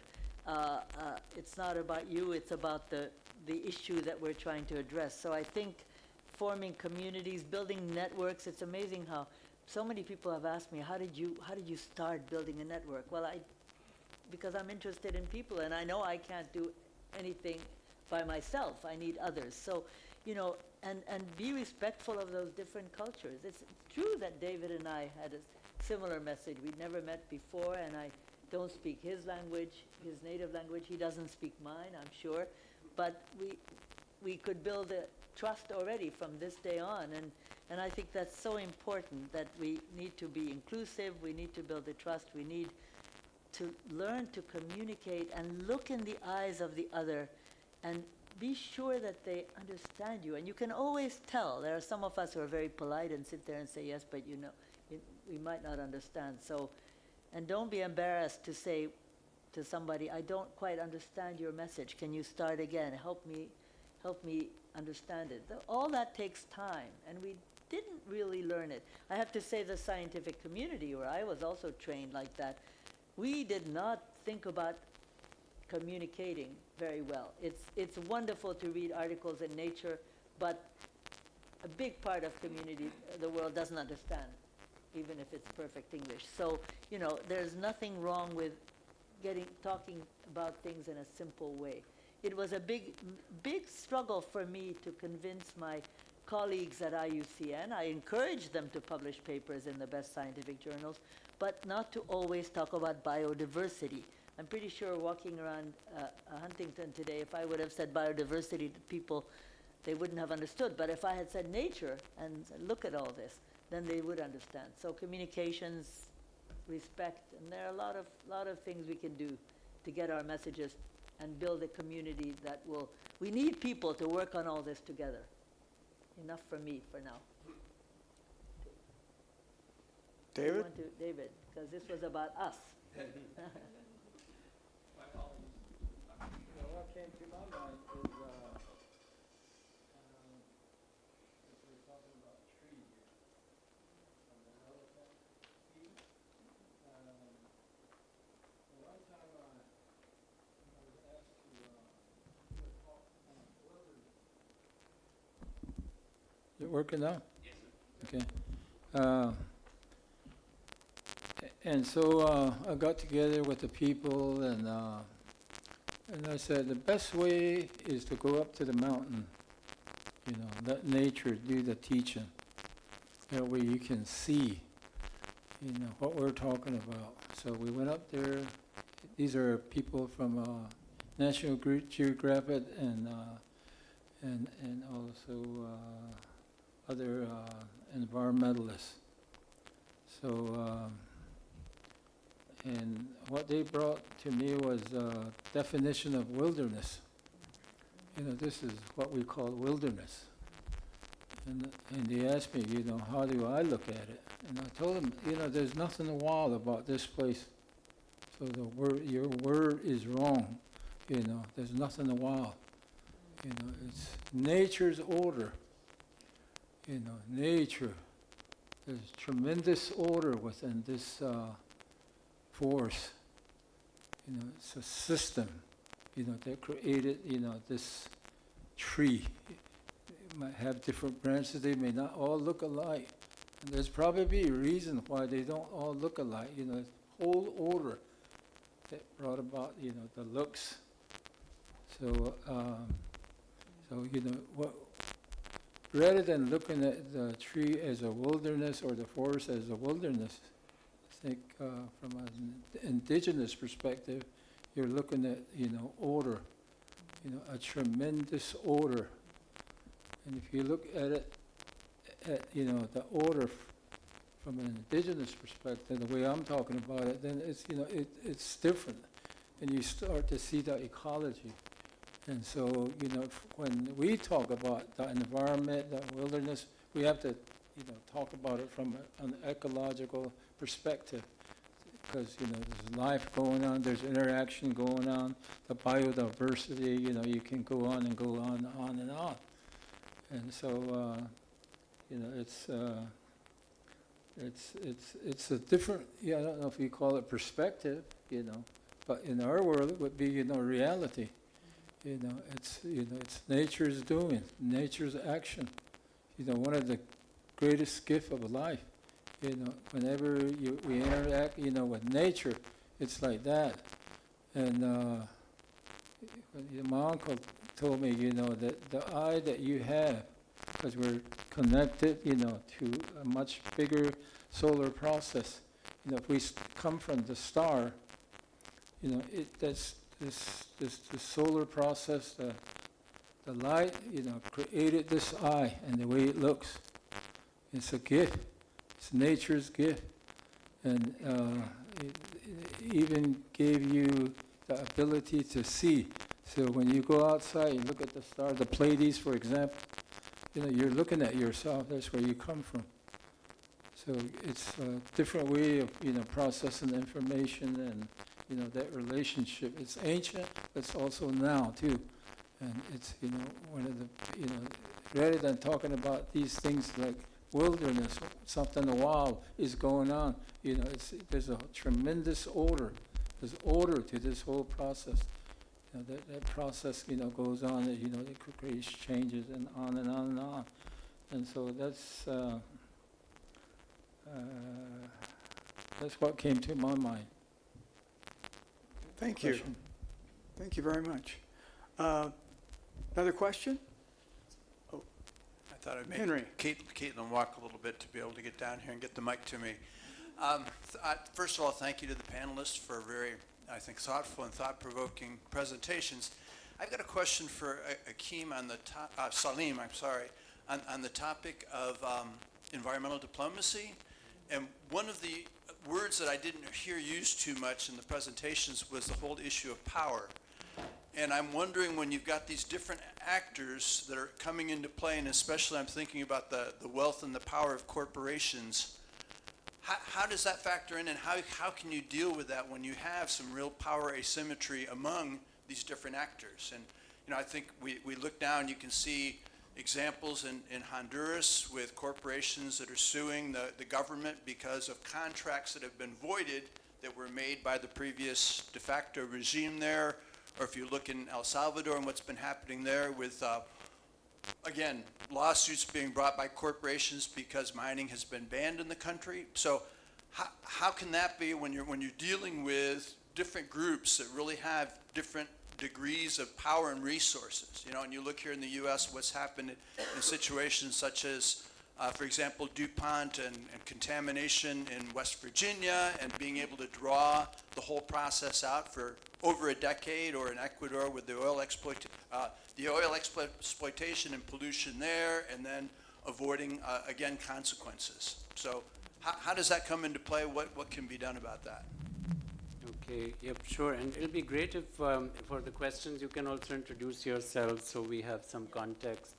But in terms of the question on power, certainly in the field of geography, power is studied in great detail by human geographers. And my view of this is that oftentimes power can be used as an excuse for, like power differentials can be used as an excuse for inaction also. And this may seem harsh, but I've seen that time and again. Like if you talk to some people on the industry side, they actually will think that they have much less power now because they get sued on everything, every corner. In fact, the average time to get a mine approved in developed countries now 15 years just because of the lawsuits that very well-resourced individuals can now do. But that's not to diminish the fact that certainly in the developing world, there is disproportionate power that certain industry interests have, but also governments have. But within conflict resolution, you know, if you look at the literature on power, there's a very famous classic article. It's by Roger Fisher, who was the founder of the negotiation program at Harvard, and he wrote that book called Getting to Yes, which was a world bestseller. But one of his lesser-known articles, it's called Sources of Negotiating Power. And the sources of negotiating, what he argues is a lot of times people who think they're powerless actually have power. And it's like, you know, for example, one example I give is the power of a child. We often think that children don't have power in compared to their parents. It's all about context. If you have that child, a toddler, screaming and crying in the grocery aisle that he wants that candy, that kid's got a lot of power. But if that same kid is back home alone with the parent, less power. So I think part of it is creating that context and how your power can be operationalized. And that article goes through these various sources of power that you can have and exercise. So I think that's how it's better to look at it in those ways. I do feel in academia there is this tendency in social science now to use power in this very kind of static way of saying there is this power differential. We are always the victims and they are always the oppressors. And I think it's much more complicated than that. And complicated, maybe not complex as well, because I think it can be solved at a more reductionist level as well. So, but right now, I mean, when I'm mediating conflicts with, like, between mining companies and communities, including with indigenous people with whom I've done a lot of work, you know, it is increasingly a situation where there are ways in which we've been able to negotiate like impact benefit agreements, which are much more fair, and they try to equalize the power imbalance. One example is the Red Dog mine in Alaska, which is owned by the indigenous Nana Corporation, and they have a lot of control over how the mine is to be developed, you know, expanded. It's already developed. It's been operating for past few decades, but you know, what's the closure plan? How is it going to be, the remediation is going to happen? So I think there are increasingly better examples of that moving forward. So, and like with the El Salvador moratorium, you know, that certainly, it's a controversial topic. I was in El Salvador just in January, actually, and there, of course, the government, the leader is a kind of idiosyncratic fellow, and he's got other issues. But I mean, the issue of the moratorium is one which has a lot of like local disagreements about people. Like there are people who think that there should be some allowance for extractive industries because they can't just rely on a tourist economy, or they can't just rely on a coffee economy. They have to think about other things. All right. Next question. Danny. And please introduce yourself. Hi, my name is Danny McCauley. I am a junior here at Juniata College. My POE is Environmental Science with a minor in Peace and Conflict Studies. So really wrapped around all these issues and talks. A question for you, Mr. Salim. In your presentation, you said you would define environmental diplomacy. Could you define it for us? Mm-hmm. Yes, sure. Environmental diplomacy is basically the mechanism by which you negotiate agreements over complex environmental issues. So that's at the macro level what environmental diplomacy is. So when we're talking about whether it's climate change or the ozone treaty or other kinds of international macro level agreements, or you can have it at the micro level where you negotiate the agreements between the corporation and the community, like the impact benefit agreements have. So it's basically the process by which you are able to negotiate those agreements. Diplomacy more broadly is about negotiation, right? Diplomacy is, when we talk about international diplomacy, it's countries negotiating agreements with each other. So this is more focused on the environmental side. There's another related field which we call environmental peace building. And that is a little bit more specific to how environmental issues can be used to resolve conflicts, even if the issue is not about the environment. So that's a sort of a higher level of environmental diplomacy. And that one, there's in fact an Environmental Peace Building Association. If you're interested, they have a website, they hold an annual conference, which we encourage undergrads to also go to. The last one was at The Hague in the Netherlands. Next one is in Ottawa, Canada. So stay tuned. It's a great organization. Check them out. Thank you. Julia? Yeah, I want to say one thing and ask you a question, Salim. But one thing also, there is an international think tank called More in Common, which is trying to figure out what the 8 billion of us might have in common. It doesn't look very, very promising right now in certain countries, including this one. Are we really split into two groups? And in many of the studies, it was really the interest in the environment, from people at the far right or the far left to people who never talk to each other, so that there is possible. Salim, I want to ask you, I wanted you to explain to people why you think the ozone negotiation worked. You didn't, you just said that, and I think I have the answer, but I want you to give it. Sure, thank you. Yeah, well, I hinted at a couple of aspects. One was the fact that you were dealing with a problem that didn't require much behavioral change. Right. So it was about these specific chemicals which were causing the problem, and if we could find an alternative to those chemicals, then we would solve the problem. And so DuPont, which was actually a Delaware-based company that had developed CFCs, they fortunately developed an alternative as well, which was not ozone depleting. So it became a win-win outcome for them. So initially when they had opposed it, they didn't have an alternative, but once they had an alternative, you didn't have the industry opposition. Like you do with climate change, the fossil fuel industry has been a much more vocal opponent to it. And then the other aspect of it also had to do with, I would say, the actual process of negotiation that was done, and to the credit of actually the American ambassador who negotiated the treaty for the Americans. His name is Richard Benedict. He wrote a whole book about it. It's called Ozone Diplomacy, which was published in the late 80s by Harvard University Press. It's a classic because he was the negotiator. He's written it as a memoir of how he went about that. So some of it has to do with individual leadership and how they played a role. So, but Julia may have some of the thoughts on it. So Danny, I'll expect maybe a 5-page summary of that book. Yes.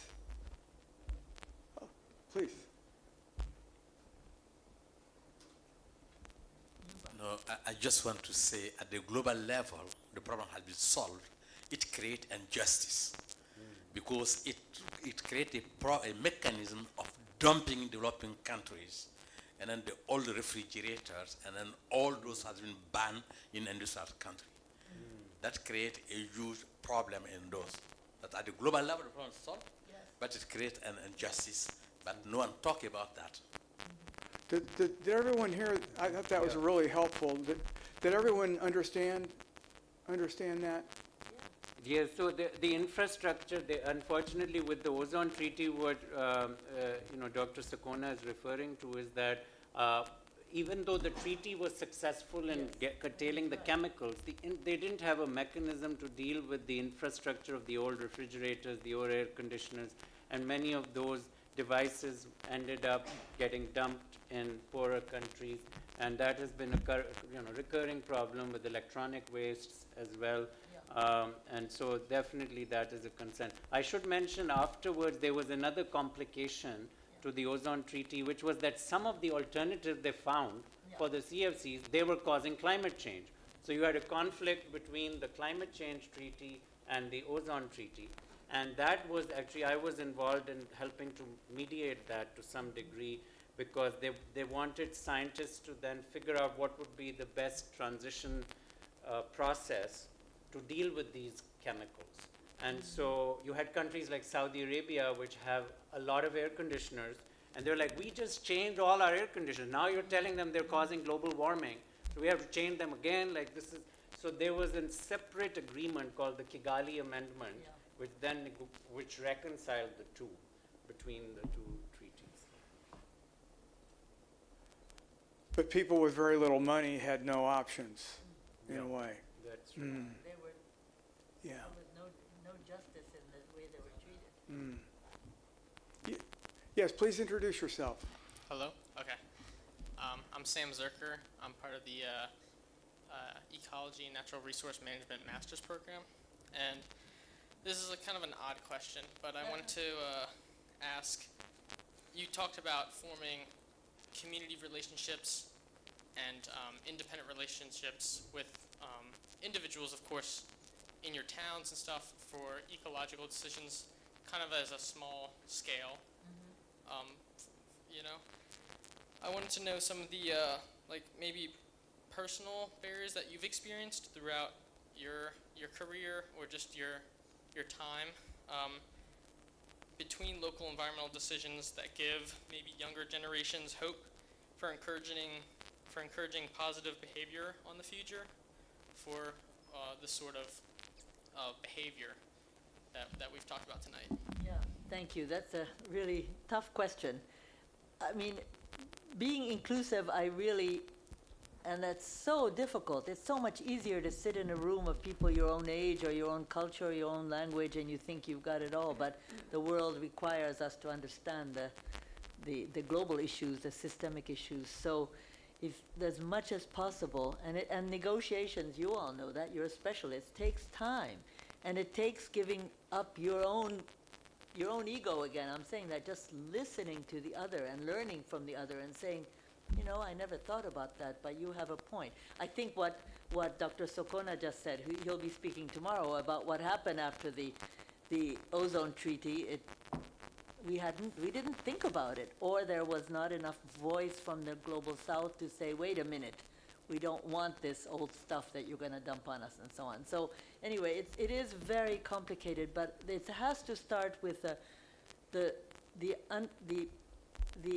understanding that you don't have all the answers. However many degrees you have and however long your CV is in Wikipedia or whatever, not one of us has all the answers. These are issues that are so complicated. And if we're trying to address global issues, and the ones that we're talking about here really all are, then we need to really go out beyond our community. Now, many people try at the local level first, and I'm sure there's a lot, this part of Pennsylvania looks like paradise in some ways, but I'm sure there are issues here too. But then you go learn from the local, but as quickly as possible, go to the national and go to the global. It's a lot of work, but either we feel like, you know, it's not worth getting up in the morning or staying up late to talk to us, and obviously you didn't feel that, and going to bed and sleeping more, or you think, well, it's worth trying to do something. We do have really huge challenges. I don't think, and I've been around for many years, I don't think I've ever lived in a time when there were so many complexities at the same time. Unfortunately,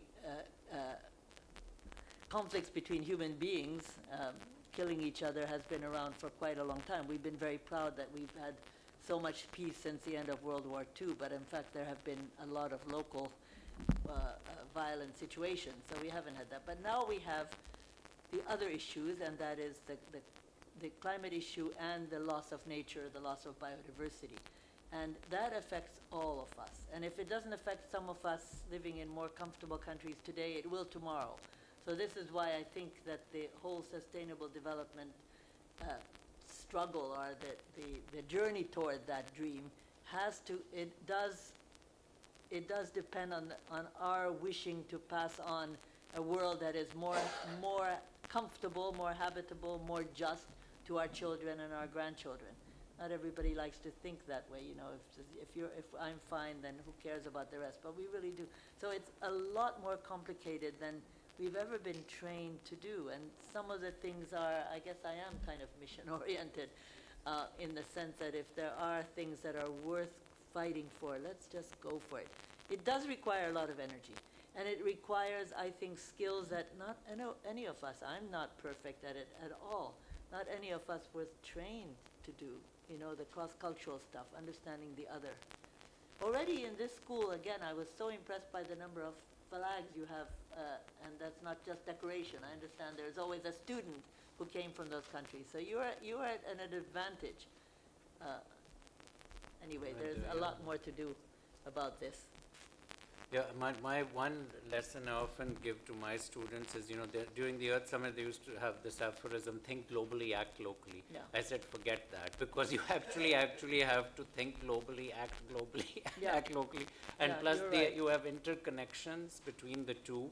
One of the problems I see in the current environmental movement is that they miss the trees, they miss the forest for the trees, so to speak, because like this obsession with sometimes local production without thinking about, so, you know, like I used to teach at the University of Vermont, and, you know, Vermont is, of course, very green and wonderful and all, but we had some faculty who were obsessed with local to the level.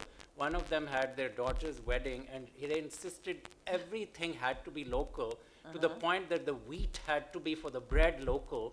And I was like, for heaven's sake, you know, is it so bad that if we have a slight carbon footprint of getting the wheat from, you know, Ukraine or wherever, you know, it's not such a big deal if you look at the actual calculations even.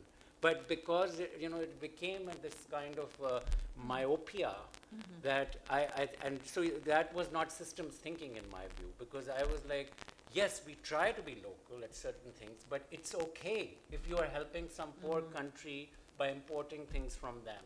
And maybe they're doing it more efficiently, or maybe it's actually leading to poverty alleviation in ways which, you know, Vermont might not need, you know. So I think that's also important. Just like keep that big picture in mind.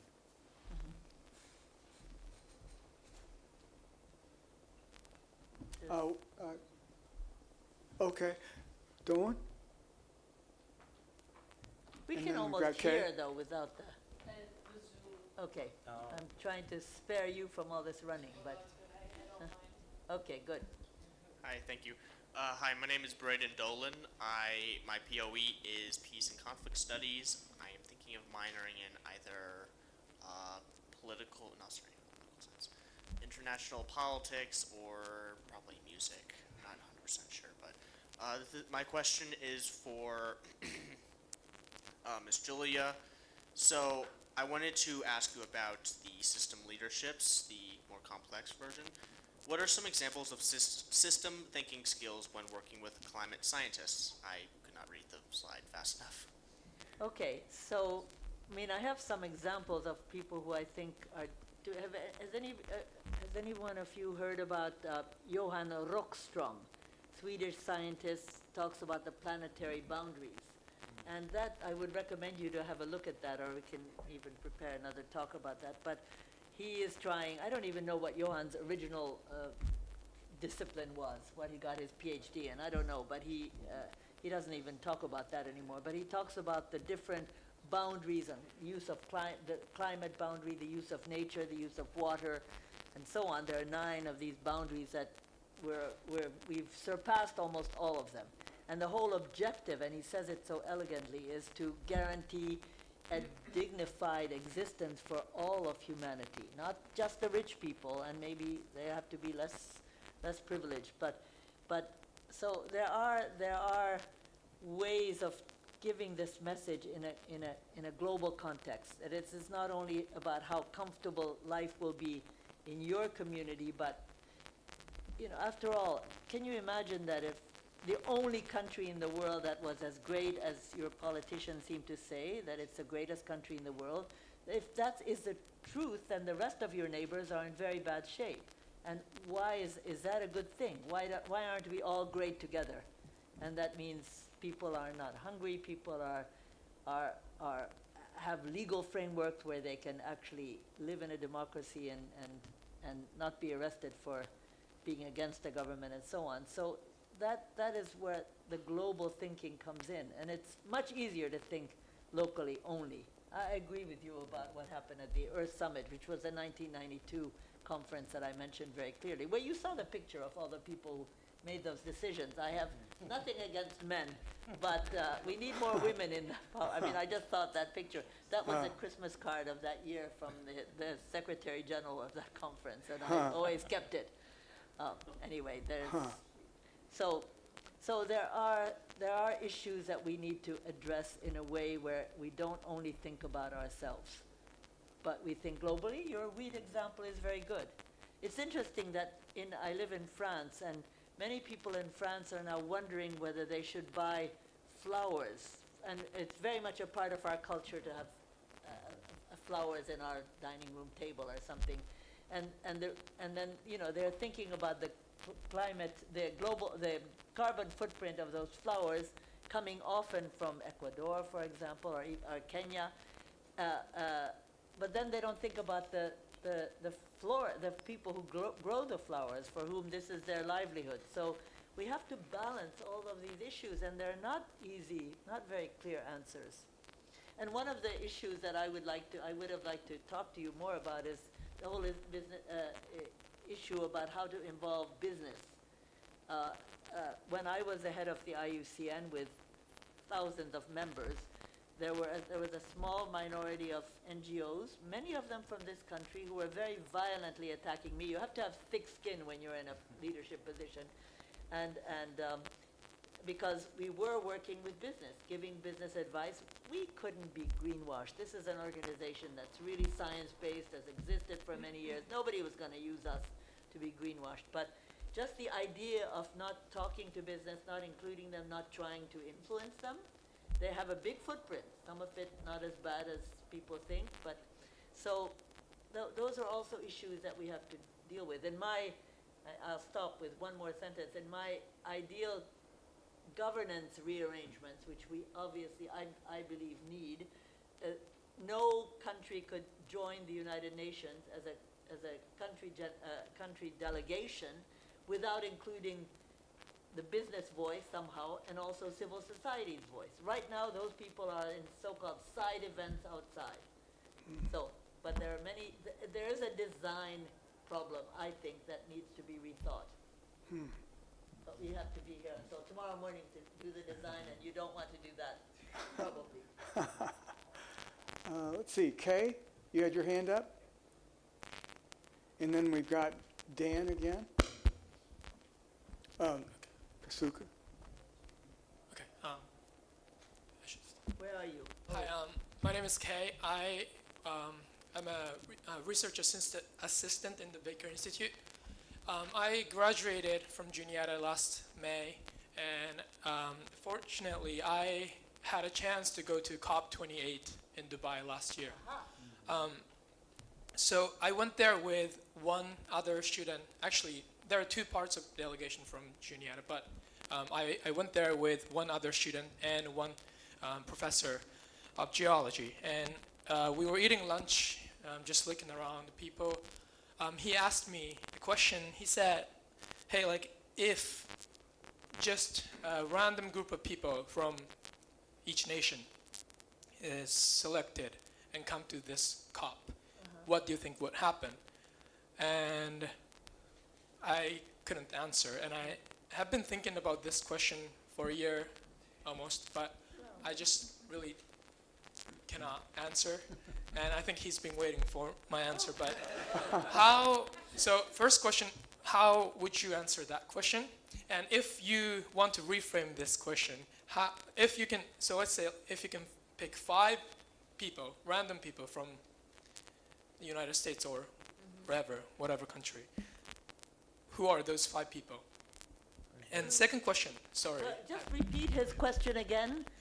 His question to you. His question to me was, if a random group of people was selected to come to COP 29, whatever, what would happen at the conference? Why would you want a random group of people? I mean, this is another problem we have with, technocracy versus democracy.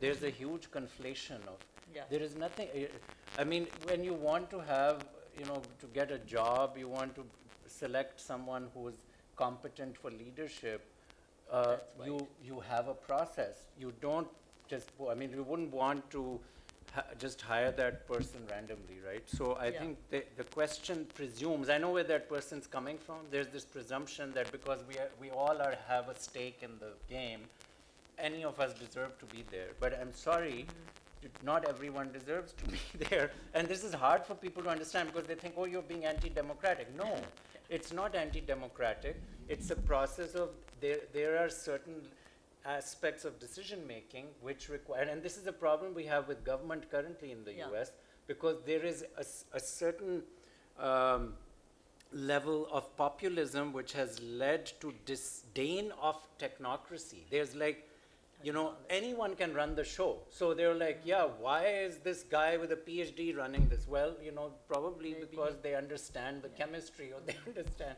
So I think there's something that is a problem in that sense. But I can see where he's coming from. But please proceed to the next question. Yeah. Next question is kind of related to this first question. So I read a book called Imagine Communities. And it's a book about how nationalism was constructed socially. But it has a lot of arguments. But one of the things that I learned from that book is that we can just expand this imagined communities. We think that, you know, someone in the California state, we've never met them, but we think we are connected. That's why the United States is, you know, a country, and that's why nationalism exists. But I think the key to, you know, in the future sustainability or, you know, peace is to expand this imagined communities. So if you can think that future generation who haven't been born are our communities, like this imagined communities, I think we can do good for those people. So we can think about sustainability and stuff. And then you also mentioned that equity, environmental issue, justice is also an equity issue. And then that's why I think I kind of want to ask you kind of challenge your answer to the first question, which is those people who had lucky life to get, you know, education, to get, you know, higher degrees and so on, can go to COP. But what about those people who were just born in a rural area, like Huntington, for example? You mentioned that those people who are at the COP last year, this year, going to be this year, they deserve to be there. Yes, I do agree with that, but how, well, at the same time, we want to expand this imagined communities, and we want to talk about equity issue. How would you answer to that? Can I try? Please. Yeah. Oh, I just want to say one thing before I try it. And I really think that sustainability and peace, and I think you said or peace, I think they really, the more they can be considered together, the better it would be for all of us, for the sustainable development community and for the peace community, which is why I went to the University for Peace. Okay, but then the negotiations in the COPs happen in what they call the blue zone. I think that's that happens in a place where you probably couldn't get in, nor could the thousands of people who go to the so-called side events. And so the most important thing is to make sure that the nations, whether we like that or not, those are the ones that are members of the United Nations, and that the nations that negotiate are well equipped to do so in an intelligent way, and hopefully not only thinking about their own interests, but the global interest. So the big responsibility is to somehow or other, civil society in countries and the business community also should insist that the people going to negotiate on big global issues, such as the ones that are at the COPs. I hope everybody knows what COP means, because it's used all the time. Some of you do know. Okay, good. Conferences of the parties. I can tell you that in Paris, when it was COP21, posters all over the place, people just thought it was an American word for a policeman. So, so I think what's the most important, I personally think at this point, those COPs have become kind of ridiculous and a circus of everybody wanting to go. If you went from Juniata College, hopefully you were able to be attached to the delegation from the United States. You could go inside to see how the real work is done. I don't know if that happened. Some of the delegations allow people to come in with them as observers. But I'm sure it's, I mean, I've been in those side events too. It's a lot of fun. You see a lot of your friends and you have great ideas and so on. But the important thing is that the negotiations inside the negotiating place are good and well informed before they go there, not during it so much, but well informed. And you all have a expertise in negotiations, so you do have a role here. Hopefully, you're asked to consult with the United States government from time to time. How do we do this? So it's complicated. Again, it's a design issue for me. No, and I totally agree with you that people should have a voice, but the voice should be through a proper process, So that's what I'm trying to get at is the attendance. You want to be efficient in terms of how the voice is articulated about those people who are not represented and so on. And right now we're in a better spot than many years ago. Actually, there are far more organizations which are able to go. Even at Davos, which is the very exclusive event of world leaders and all, they have made it much more accessible to non-profit organizations. Technology has helped a lot. So many of the COP sessions, I mean, I have indigenous friends in the middle of the Amazon who are watching COP sessions on their cell phones. So it's amazing how much actually technology has democratized access, but then physically going there, you need some, I don't know how the You really have to indigenous decide. leaders feel about, but Well, we're getting to the point where we're going to stop for the evening. We're planning on getting closing remarks at 8:25. So we just have time for one more question. I think Kosuke, your hand was up, I think, before others. And I'm sorry, Danny, and Elijah will go with him for the final question. But please feel free to speak with the speakers afterwards if you'd like. And tomorrow we're going to be around. And tomorrow, yes. Uh-huh. Right. So my name is Kosuke, and thank you for the presentation. Oh, good. Yes, please. Go ahead. I couldn't see you. All right. My question is for Ms. Julia, and you've been through working with multiple organizations, and then you said that UN is in the shape of bureaucratic, in the bureaucratic shape. And my question is, what is the problem of being bureaucratic in terms of solving environmental issue? And second question is, what is the ideal shape for the organization? So. But the question beginning was what is the something about the I didn't hear that first part. None of us Could did. you stand up, please, Kosuke? No, but go back again. So what is the problem of being bureaucratic? What is the problem? Yes. Yeah. Well, it's a good point. I guess really I felt, maybe I was too young, but I felt, and I did say bureaucratic and politicized.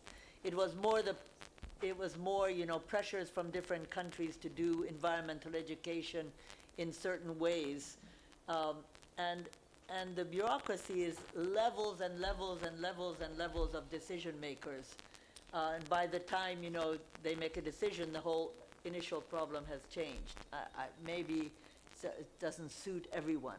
I think there's everyone who knows the intergovernmental, the UN system, knows that it is quite complicated and bureaucratic. That it's not an insulting word. It is just the reality that there are a lot of processes, and not everybody has a stomach for that, I think. And sometimes by the time a decision is made, the problem itself has changed. And of course, part of the solution is what we were talking about today. You do need to, once you've identified the problem and it's a big organization that's supposed to come up with an answer, consult around the world. That they can do. They could do more. Not only among governments, which are the members, but also then reach out to other parts of society. Young people, super important. Most I would say 99% of the big international meetings that I've been to in the blue zone, in the inside, they start with a beautiful group of young people, school children, who sing a song or read a poem telling us how much they want us to do good things, and then you don't see them again. Why can't they just stay there with us? So there, you know, structural things that could be changed. I think dealing with younger generations is really important, not just in a symbolic way. So therefore, I think you should be on the U.S. delegation the next time, for the next COP, and there are a lot of COPs. Yeah, no, and definitely, I mean, with bureaucracy, I think there's value to bureaucracy in terms of providing some kind of safety net. If there's a mistake made, you are able to catch mistakes. That's why we have bureaucracy. You know, if you read all the sociology of bureaucracies, why did bureaucracies evolve? Universities have huge bureaucracies, right? We have all these committees, the Senate, because they think that the curriculum, if you make a mistake, someone will catch it. But I think with the UN, the other reason why it has a bureaucracy is also because you've got 193 member states, and it is operating under the principle of state sovereignty is paramount. Yeah. So you will have to necessarily have a bureaucracy to deal with that scale, right? And so I mean, I serve on 2 UN panels, and it is frustrating at times, definitely, to see how slow it is. But that's the cost you want for having that kind of safety net. Whereas other systems which are more autocratic are more efficient sometimes. But then if you make a mistake, it's more difficult to correct it. We often give that example. People compare China with India. You know, India is a democracy, it's more bureaucratic. China is an autocracy, less bureaucratic, but you have this trade-off.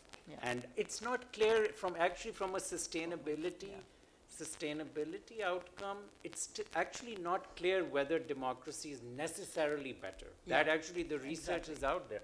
There are some people who feel that if you are really on a tight timeline, like with climate change, then you don't want an overly democratic system to deal with it, because it will delay things too much. Right. So. Yeah. David? Yeah, and back in 2007, the United Nations made a declaration for indigenous rights, and it's been in effect for a while. And some countries didn't sign on. Most of the countries signed on. And some abstained. The countries that didn't sign on was the United States, you know, Canada, and I think New Zealand, Australia. So, you know, for indigenous people in this country, they say we can't go to the United Nations because even if we do, you know, the United States is not going to enforce it. So they feel like they really don't have a place to go if there's a bureaucracy, you know. And I'm sure there's a reason why other countries like Australia, you know, didn't sign on. But I know some indigenous people in the United States, they have gone on to the United Nations, even though the United States is not a member, but they voiced their opinion, you know, many times. A lot of people have listened. So they say that, you know, the more public you go, the more pressure you put on, you know, people, legislatures. And so this seems to be the route that they're going right now. They have a specific reason. Thank you. It's helpful to know. All right. Zia? Well, it's been like 2.5 hours almost, so would you please join me to give a round of applause to our speakers and moderators?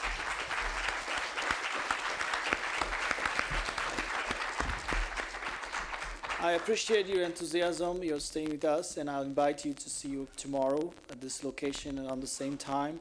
And with this, I want to say just kind of in my quick summary what I learned from this presentation, like setting the stage, global perspective that we can our transition to sustainable future.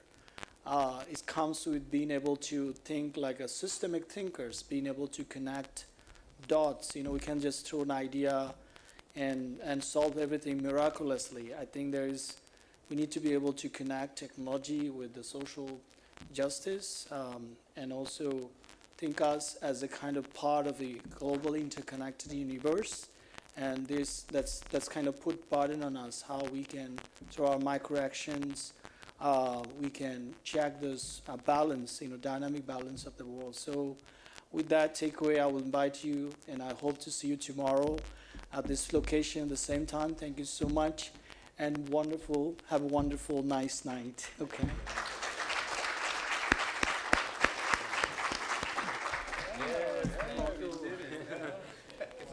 Canada came around us.